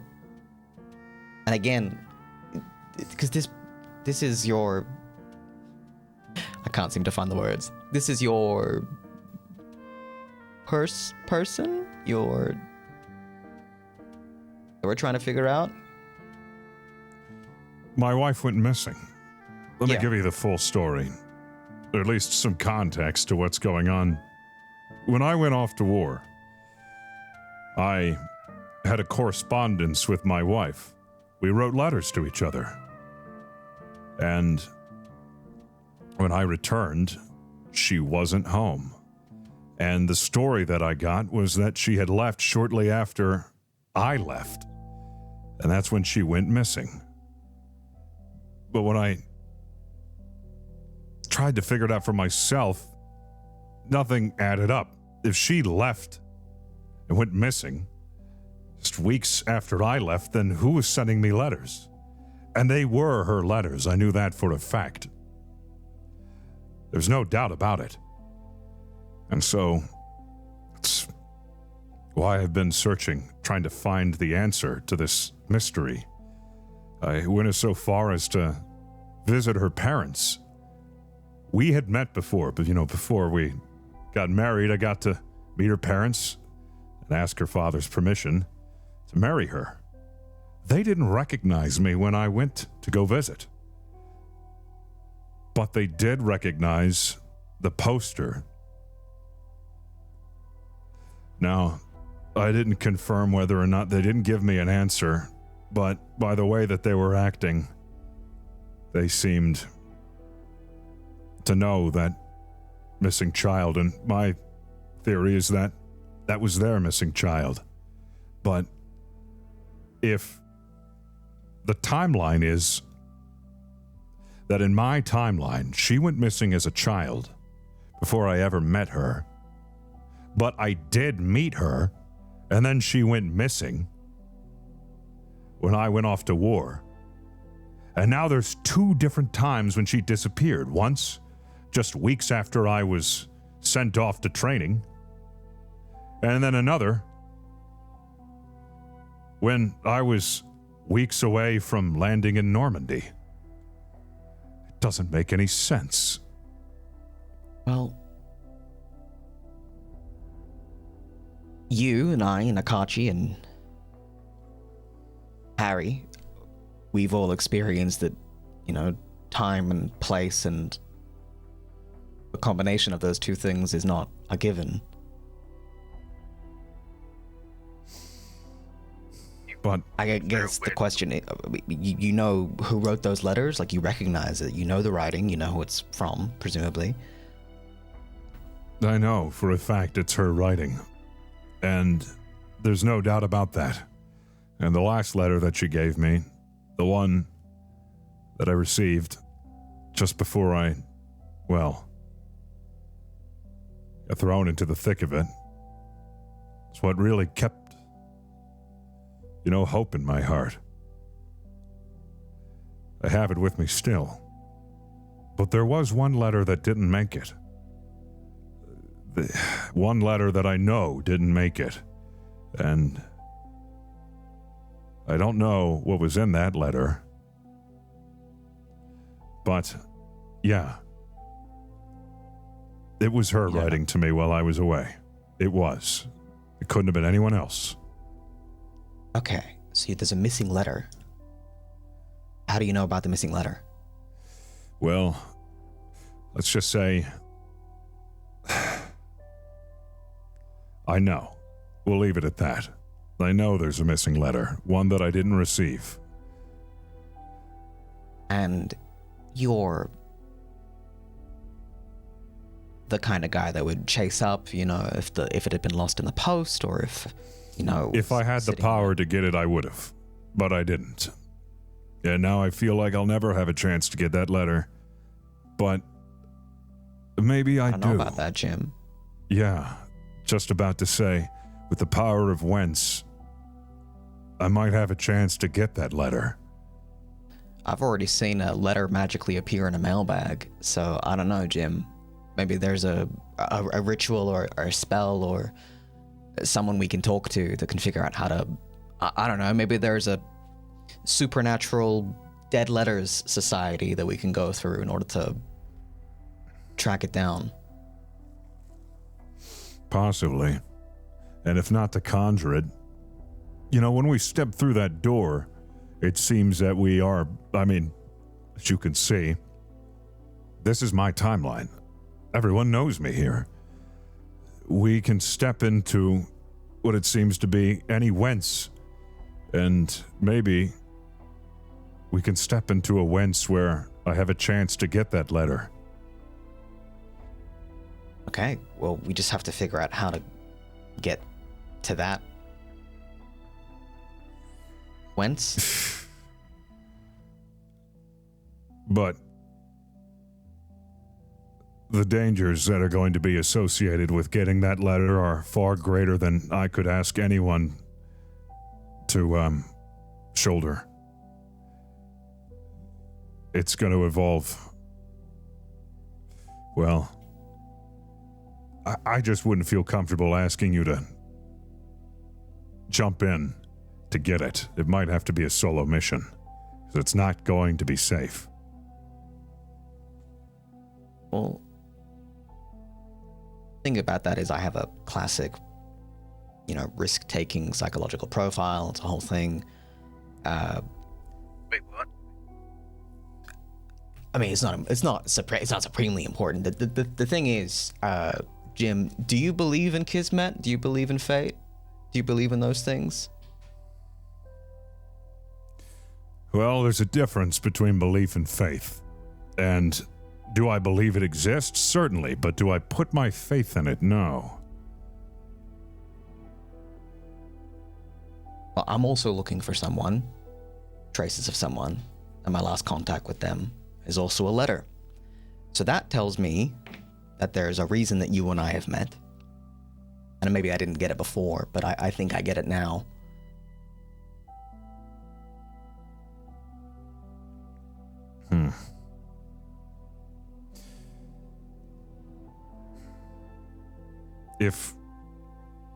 And I don't know, I'm speculating here, if that lost letter is the key, because I don't see any other leads here, then, well, that would explain why I am here to begin with. Now, the power of whence is a powerful thing, and maybe I'm just, getting ahead of myself here, but maybe that's the reason why I'm here, because I needed access to this in order to get that letter. And then, not being my only purpose here, but to help you as well. And I'm not sure really your story, Akachi, but maybe I have a part to play in here as well.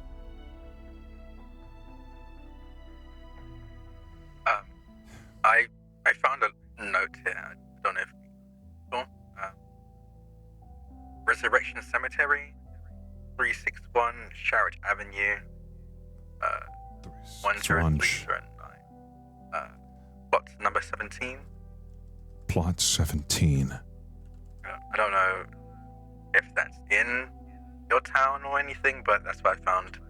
Notice one of the drawers of Alder's desk. I'm guessing what? It's all connected, but I don't know for sure. What are you reading off? An obituary? No, it's literally a handwritten note. I think it's Alder's handwriting. Alder's hand.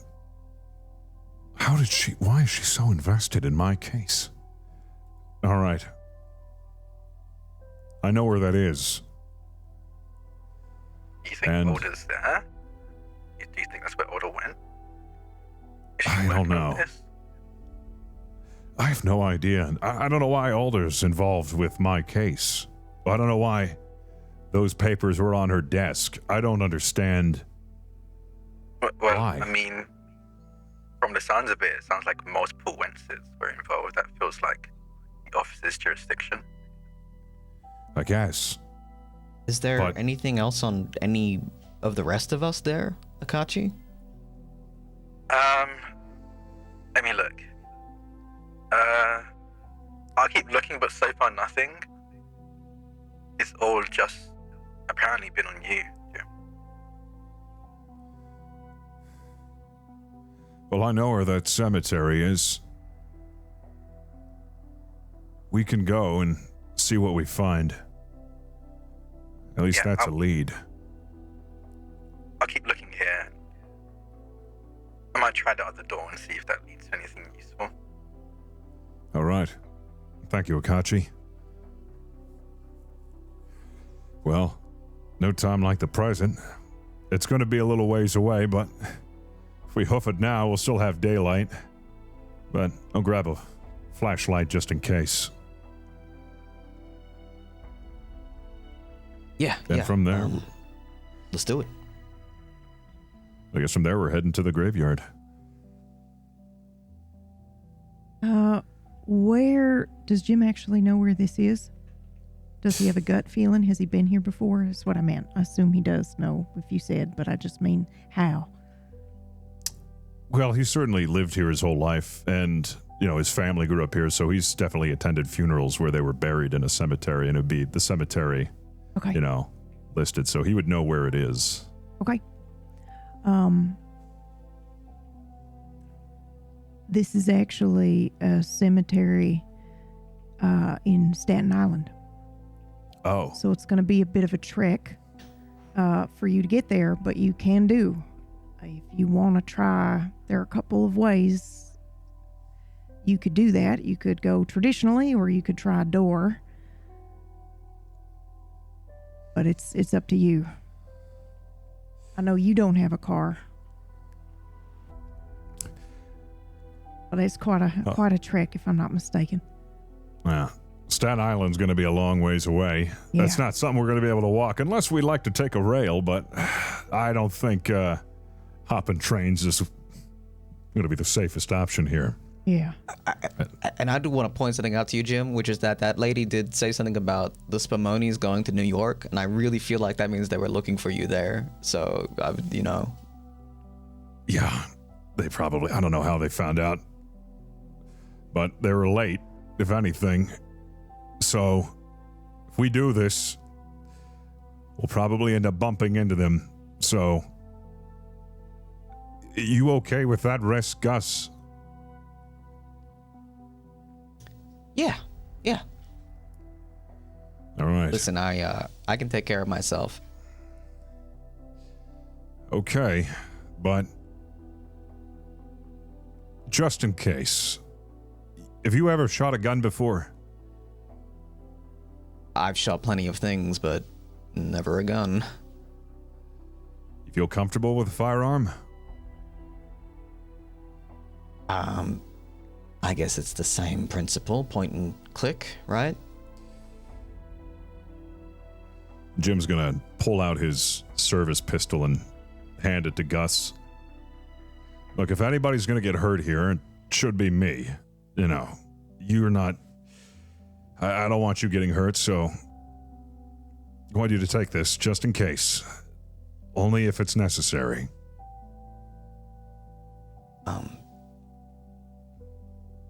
Okay.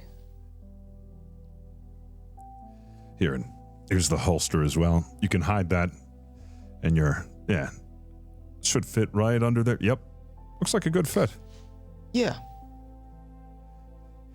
But in the matter of trying to get there in the first place, look, this whole magic stuff, I don't really know how it works or how to start it, but I think we're going to need it if we want to get to where we need to go. Door hopping? Sure, let's call it that. I don't know how to initiate something like that. Oh, let's think about it practically speaking. You've been there before, right? I Staten have. Island. That's where her parents live, yeah.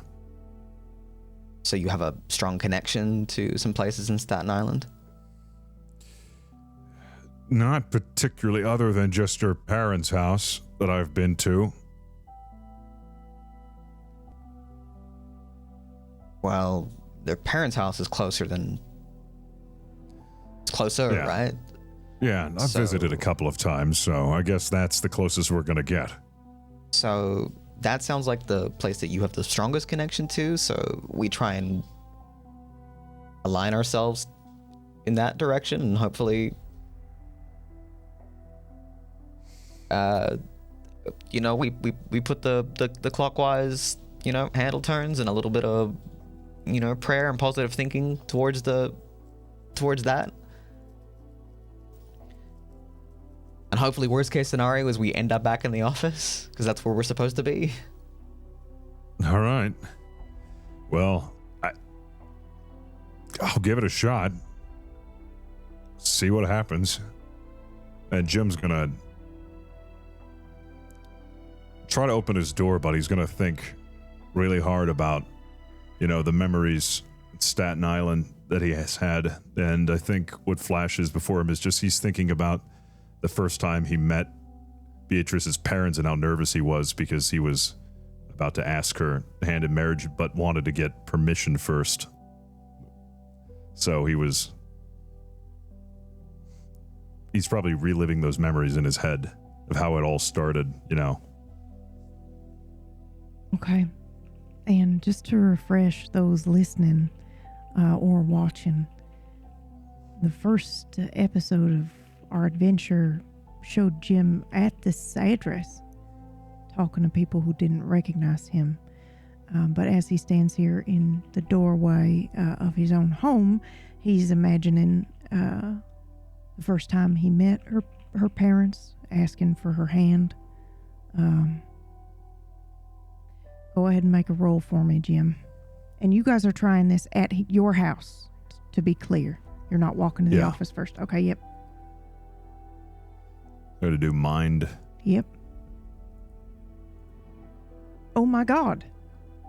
Okay, well, you rolled a 13. So the way this is going to work is you're going to open the door and you're going to be in the office all of a sudden. You're not going to suddenly teleport to where you need to be, but you'll be at the office. Oh, well, isn't that convenient? Worst case scenario. Whew. Well, hey, Catsi. Oh, you're back? Catsi, I've got a gun. So. What? Well, surprised What so far. happened? Well, I was trying to think of, Staten Island, and let's just say there's some people looking for me there, and I felt like it would be best if Gus had something to protect themselves instead of, me having it. But Okay. I guess there's a reason why I'm here, or where we're here. Yeah. And that are you just are you using the office like a taxi? Yeah, a bit of hopscotch, I guess. Oh, I guess this is where we have to, it's like a yeah, I guess we have to stop here first. Okay. Yeah, go. I haven't really found anything else useful or related so far, but I'll keep looking. I literally just got off the radio with you, so this was very... Like just now? Yeah. Yeah. What did you call it? The radio? Oh, yeah. Okay. All right. All right. High five. Okay. I got you so confused. What do you call the rate? What? What do you Teamwork. call it? I just heard something different. It's not important. Oh, okay. Never mind. Okay.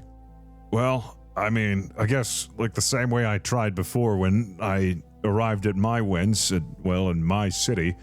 Should try that again, but this time thinking about Staten Island and see if I end up there. We got to try to see what's in that then that grave plot. We got to find out what's there. So I guess You said it was a handwritten note, right, Akachi? Yeah. Have it here, and I'll bring over the note. Yeah. Looks like, I assume, Older's handwriting. I'll hand it over to Gus. but where did she find this information? How does she, unless she has different leads of her own and she's writing separate notes.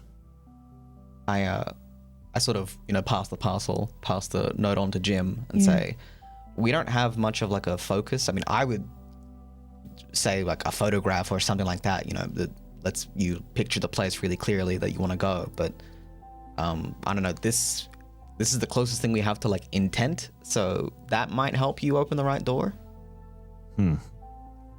Yeah, I think Jim's gonna take the note and try to, he didn't know what he had done before to like make the door work to get to his wins, but he did have an instinct with the newspaper, so I feel like the same kind of idea that he had with the newspapers he's going to use with, this note. Just kind of think really hard about it.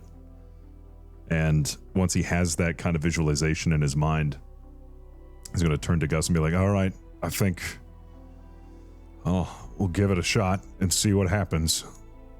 All right. And I'm going to leave my super time inaccurate jacket behind and just look a little more neutral just this time around, because I hadn't thought about that. Narrator's yelling me. It's clearly a good idea. I mean, it's low profile. Low profile activated. Achievement unlocked. Low profile. Here we go. I have a fake mustache as well. There we go. Now nobody will know who I am. As Jim reaches for the door, they won't notice this, but those listening and watching would maybe see Jim's pocket, like a little aura of like pink, like a light pink, kind of light up there. The note that he has from what we assume is Alder in his hand also glows a little pink, and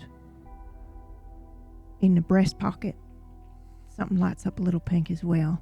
And he turns the door handle clockwise 3 times, opens the door, and the smell of flowers, and as you see, the cemetery outstretches in front of you. You seem to be exiting out of a mausoleum.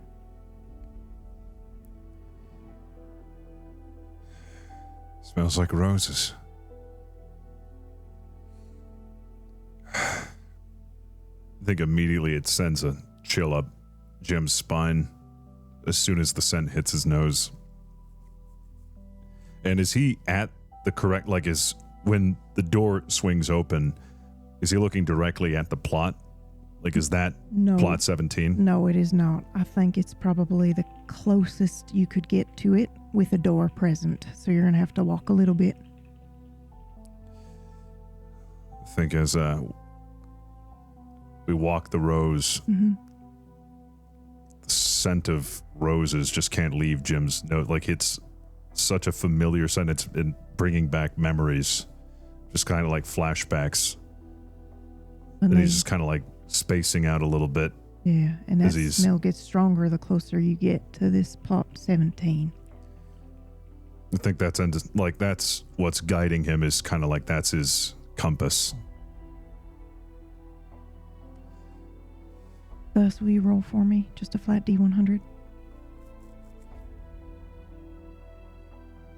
98.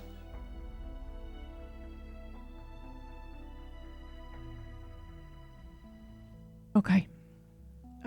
As you step out the doorway, you do feel your stomach do a little bit of a flip, and the hair on the back of your neck stands up just a little bit as you walk out the door. But you don't notice anything right away. However, as you are approaching what we assume to be plot 17, now this is just my own inability to understand how these work. How do we know that it's plot 17? They're not labeled, are they? You'd have to know based on a map, right? Yeah. Yeah. And again, Jim is only just this scent of roses is so overpowering that, he's using it as kind of a guide. And he's kind of memories are he's kind of daydreaming as memories flash back to him. Just from that scent, it triggers all of these memories of her. Then I don't think you need a map. I think you're going to follow that scent. And Jim is following instinct, kismet, fate, as he follows his nose and smells the scent of these roses getting stronger and stronger until eventually he stops before a plot that lists Beatrice Fiore, born May 15th, 1920. Death April 19th, 1926. The inscription says, "Suffer little children to come unto me. Called home. Died of consumption. Age 6. I think at that point, Jim just falls to his knees. Just a distant look on his face.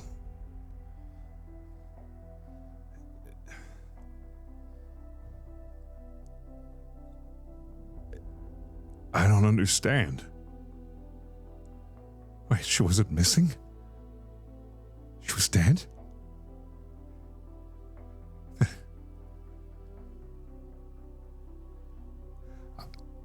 I don't understand. Doesn't make any sense.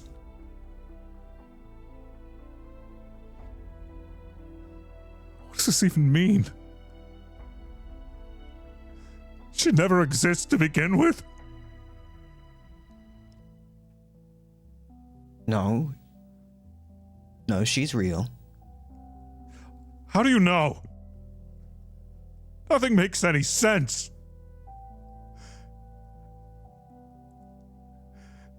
It says right here she's dead.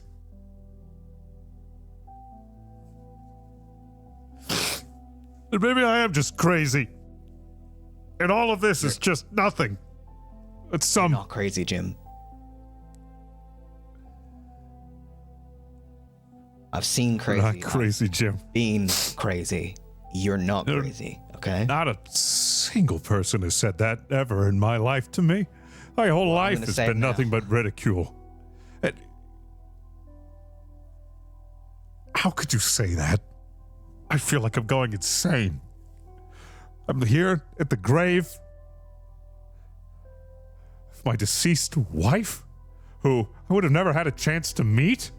She died at 6. Married this woman. And in my time, she's dead? First she was missing, and now she's dead. She was missing at a different time. What's real?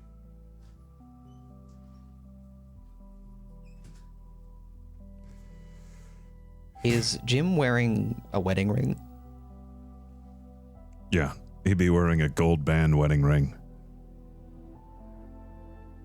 I think it's a moment that Jim probably doesn't see it because Gus is standing to the side, where my hand is like hovering over your shoulder, like I'm about to make physical contact, like a comforting gesture.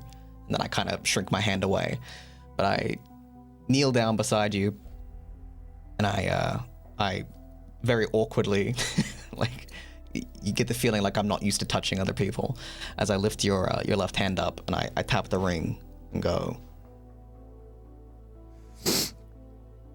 "This looks pretty real to me." And who's to say I just bought it for myself? It's some mad delusion. I don't know. Yeah, everyone wants to convince you that you're crazy because that's what makes their worldview easier. That's what smooths it over, okay? It's the cracks in the wallpaper they want to cover up.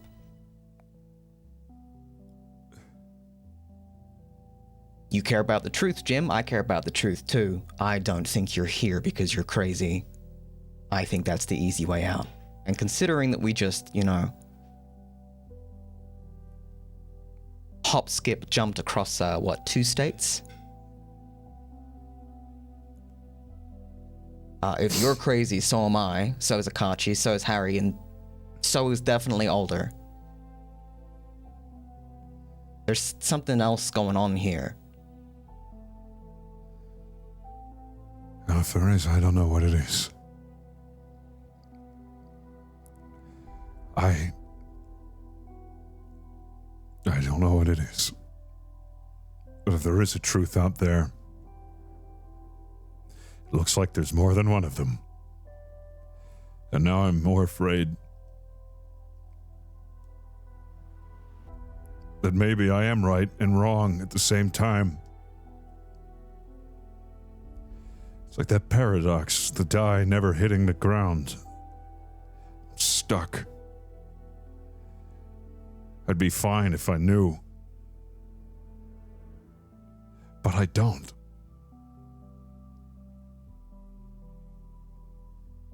When the dice never hits the table, might feel like I'm not at ease, and I never will.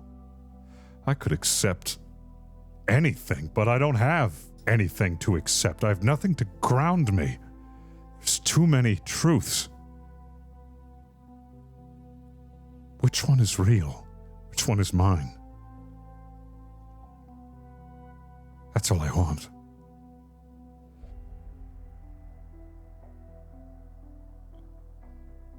truth and reality is just a matter of perspective. So as long as you hold on to yours, I believe she's still real, still alive. The life you had, still out there somewhere. You're just separated from it for a while. And if my truth is that I did marry her, and that she was real, it's different than what I'm going through right now. It's different than what this grave plot says.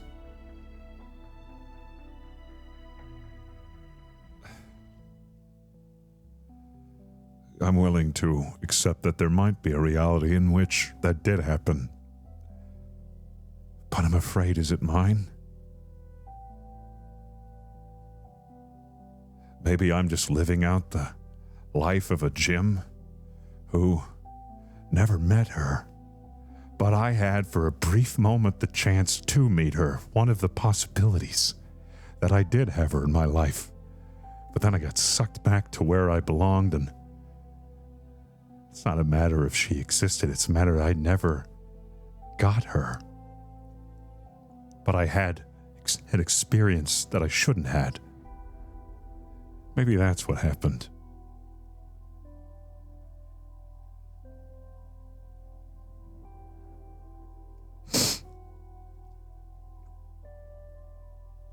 Regardless, I still want to find the truth. Jim's gonna get up, brush himself off. Just kind of solemnly walk back to the mausoleum.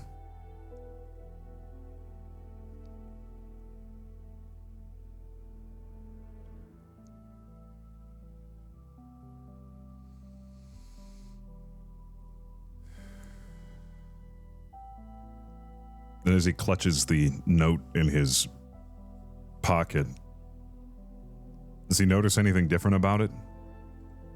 About the mausoleum? Or about the note that he has, yeah, that had previously glowed. Is there any? Yeah. Which one is he reaching for? Is he reaching for I'm assuming the note that was given to him by Mom in this timeline? Just to clarify which one it is, because she slipped you something, but then you also had a different note in your pocket as well, right? I think he's shuffling to try to find the note Beatrice last wrote him, but he then pulls out the mother's note instead, thinking that it's Beatrice's, then opens it up. Yeah. And it's a date and a time and a location.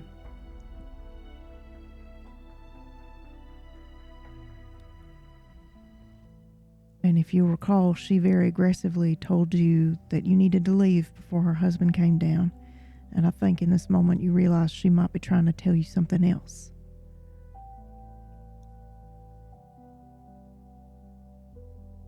I don't think you recognize the location, but the date would be 2 days from now.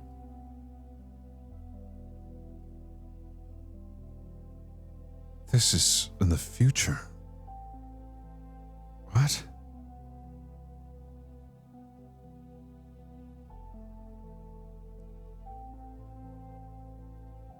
I think he's going to turn to Gus and think we have a new lead. All right, then.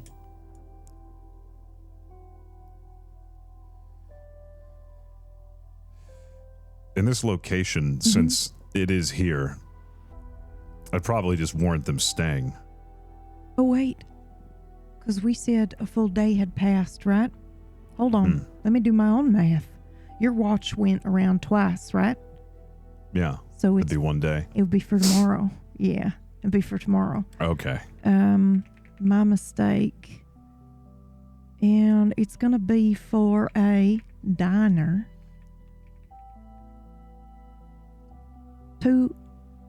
Two-stone diner. I don't know how you're going to find this, though. It is here, local. Staten Island. I don't know if Jim would recognize that. Maybe he stopped in at this diner before. going to tell them that he wanted to marry their daughter, or how might he recognize this if he were to recognize it at all? Otherwise, you're going to have to go the old-fashioned way, since neither of you have, Google Maps at this time. I think it would have been a diner that they stopped at, Beatrice, but it wouldn't be like a oh, this is the place. It's just like a rest stop before they got to her parents. So could we say that she is like, oh, let's stop here? They have really good pancakes. I haven't been here since I was little. And so you don't notice it right away, but then you go, wait a second, this is where we stopped that one time, and she said she liked the pancakes. Okay, so then it would definitely ring a bell, but it would take a little bit of brain racking to kind of make that connection. Yeah. But I think he does come to that conclusion. He wouldn't really know where it is, but he would know it's in Staten, but not exactly where, because, it's such a big city. But he thinks he might have an idea of where he could find it if he asked the right people. Yeah.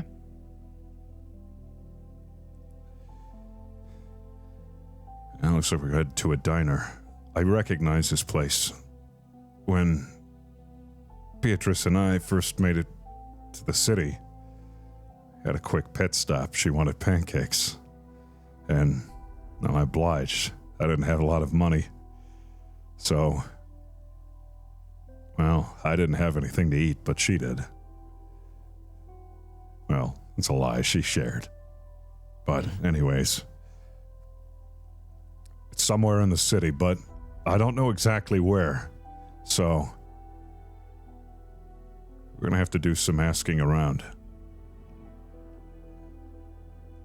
Yeah, we can do that. Look, I appreciate you trying to, help with this, and I appreciate your comforting words. I'm sorry. Don't be It's sorry. been a lot.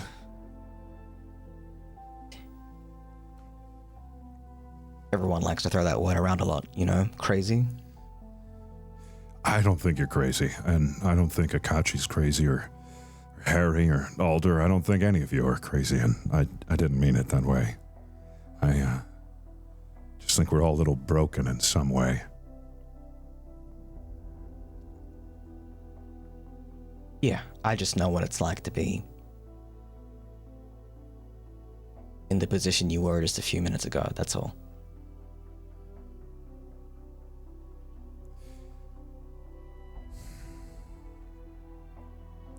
Well, sure, that, it'll all make sense soon, but till then, let's follow up on this lead and see where this takes us. And we're actually gonna switch scenes here. Back in the office. Kachi, what are you up to? I just watched Gus and Jem walk back out of the office. Hopefully to the destination they were aiming for, but they haven't pulled in, so I'm assuming no news is good news. But I think I'm looking back towards Alder's open office, the door wide open now. I'm a little bit disappointed or upset when Gus had asked if there was anything on the rest of us. I think, for lack of a better term, I got a little bit excited that maybe there's something more.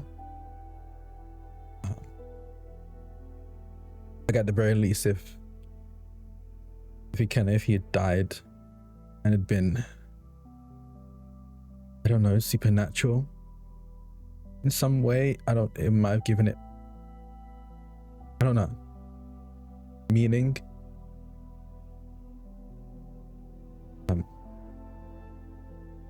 But it wasn't anything that was relevant or interesting enough for Older to look into.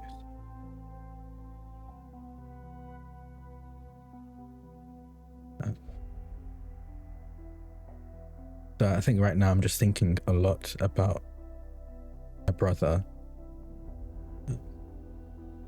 The last time I saw him dying.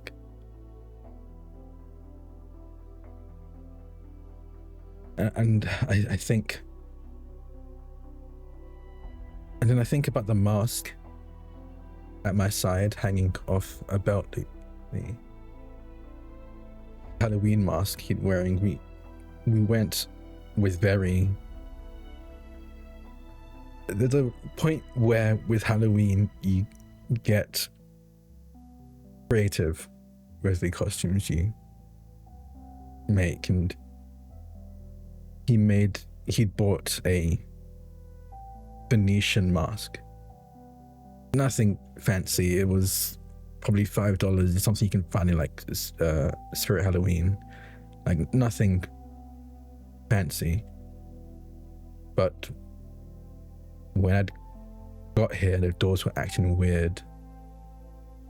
Picking up the mask somehow made it possible for me to meet up with the rest of the group. Picking it up, I felt something coming off of it, radiating off of it, like it didn't want to be left behind. And now I cast my first spell with a remote for an AC unit. So at this point, I'm thinking anything and everything could be magical in some way.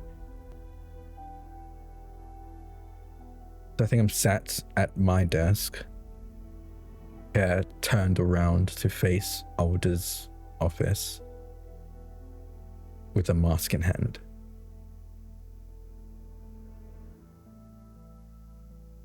Are you there?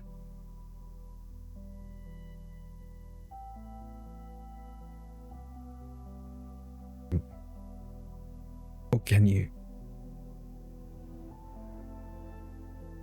Can I make you be here?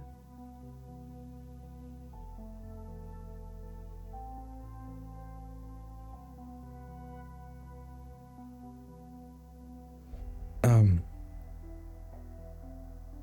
know what I'm doing. I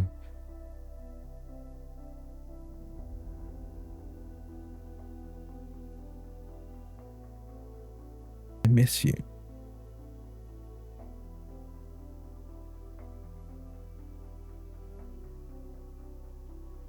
I've been thrown into the most fucking craziest things in my life, and I have no one to talk to about it because the one person I could have is gone.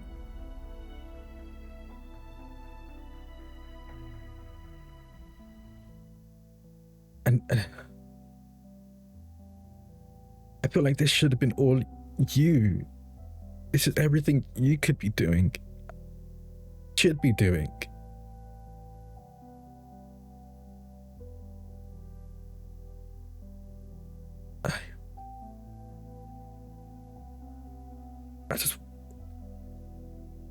It should be you, not me.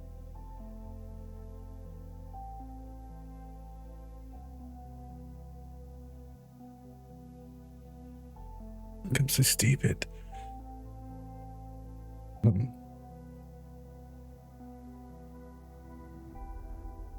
I should see if I can find anything else for Jim. I'll loop the mask back, my belt loop, and I walk over to the door beside Alder's office. And I'll just open it. Alder had mentioned that it would take you to where you would open to a door to either the storage or a place you need in that moment. I gave the example of the toilet, but I assume it could be more than that, so I'm just gonna hope for the best and open it. I'll roll.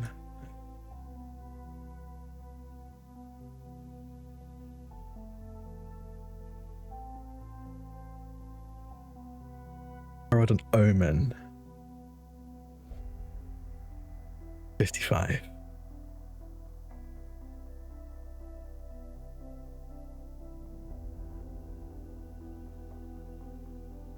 Sorry, I'm quiet because I'm thinking.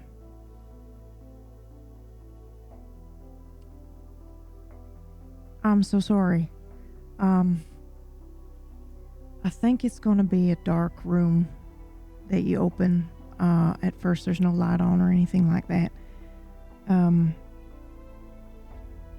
going to need some help here. Gus, would you describe the creature that came out of that photograph? My God.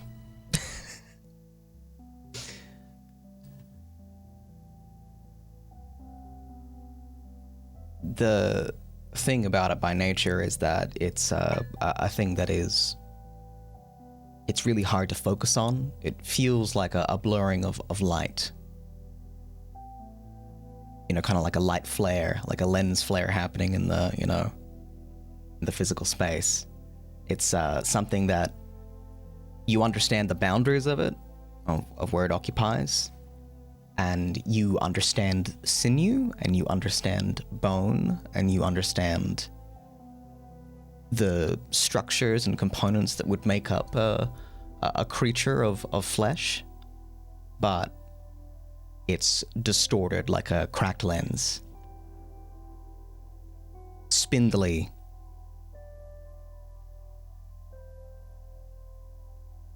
Do its eyes glow in the dark?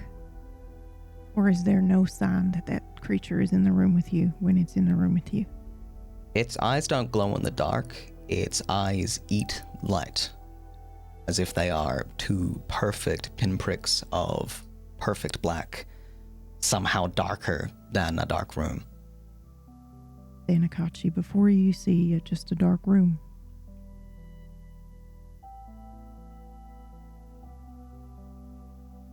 Order, and I will walk into the room.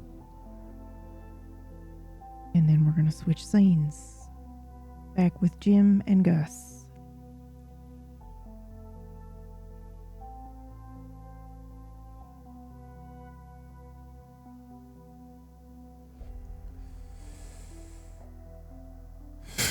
If I had a little money, we could take a taxi, but well, at least we're getting our exercise. Yeah, well, I mean,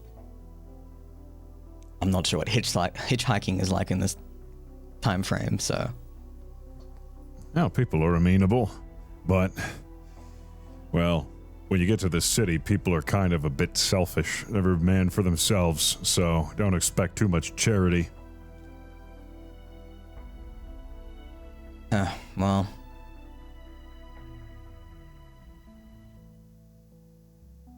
Yeah, I've got nothing. Unless you want to, I don't know, hail a cab and then, you know, dine and dash, so to speak, but I don't know if that's a good idea. We're not gonna dine and dash. I think I have something. 5 cents, maybe? That wouldn't even buy you a cup of coffee. Coffee's 10 cents. You have a nickel or a dime?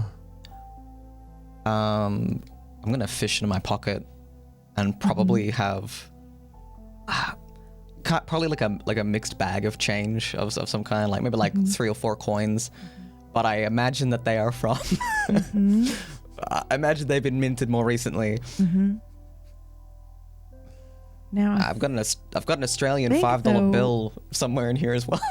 Yeah, but I also think you, the time that you're from, like they still had the penny and things, right? So I think you might still have some change that at first glance they would still accept. Yeah. Should we say half and half? Like some of them are good and some of them are look. Some of them are quite. Yeah, you're just fishing out the ones that look dirty and old. Yeah. Okay. It's really grimy. Yeah. I've got 12 cents that's good, and I've got 10 cents that isn't. But we could like maybe get some grime on it and like cover up the year. That might. How much work. money do you have on you? What is that like? Jim watches Gus struggle with math for like a little too long. 22 cents. Oh, that's not too bad. Hey, that could actually get us a cab and coffee and lunch and maybe a little dessert. It's at that moment when Jim says dessert that Gus will get an involuntary shiver down his spine. But because of that 98 that he rolled for insight on this creature that's been following him, he thinks nothing of it. Awesome. Every time I think that you and I have had a very similar experience, Jim, you throw a thing at me that kind of puts that on its head a little bit. Everything all right? You seem to... You cold? Get a little shiver. Just, I don't know, feeling like cobwebs in the back of my neck. I'm gonna pour the coins into Jim's hand.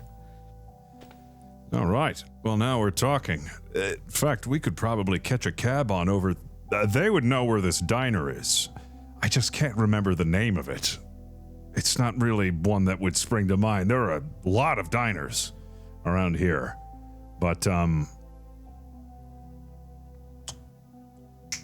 if I ask which diner has the best flapjacks, that's about the only lead that I have. But then again, there's probably 10 diners that have the world's best flapjacks, but at least it's a start. All right, well, why don't we, I mean, a cab driver must know their way around, right? So, you know, we could ask them. All right.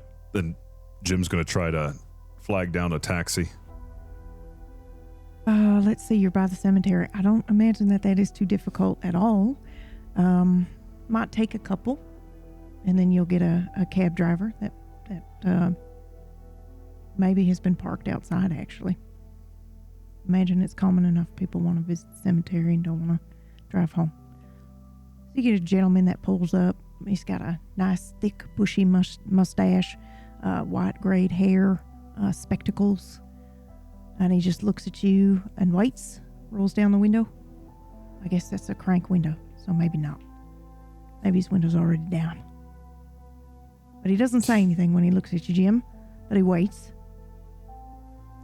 Hey, pal. Looking to get a ride on over to a diner? Specifically one with some good pancakes. Wouldn't happen to know any in town, would you?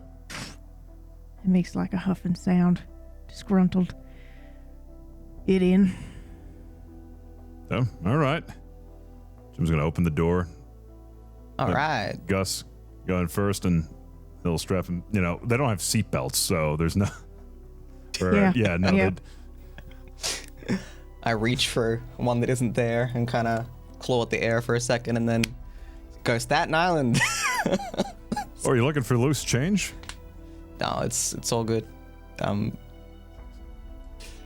Smoking my asbestos cigarette with a no seatbelt car in Staten Island.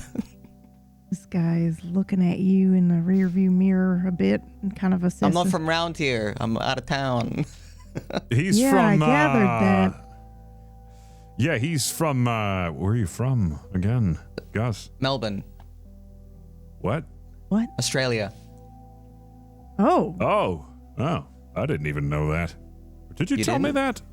No, maybe I I feel forgot. like it might have come out. Maybe. Well, we How's have that? a couple of options for place with pancakes. Mm-hmm. What exactly are you looking for? Oh, just, you know, you run-of-the-mill diner that serves some good flapjacks. I mean, any recommendations? Yeah, I can think of a few, but they're pretty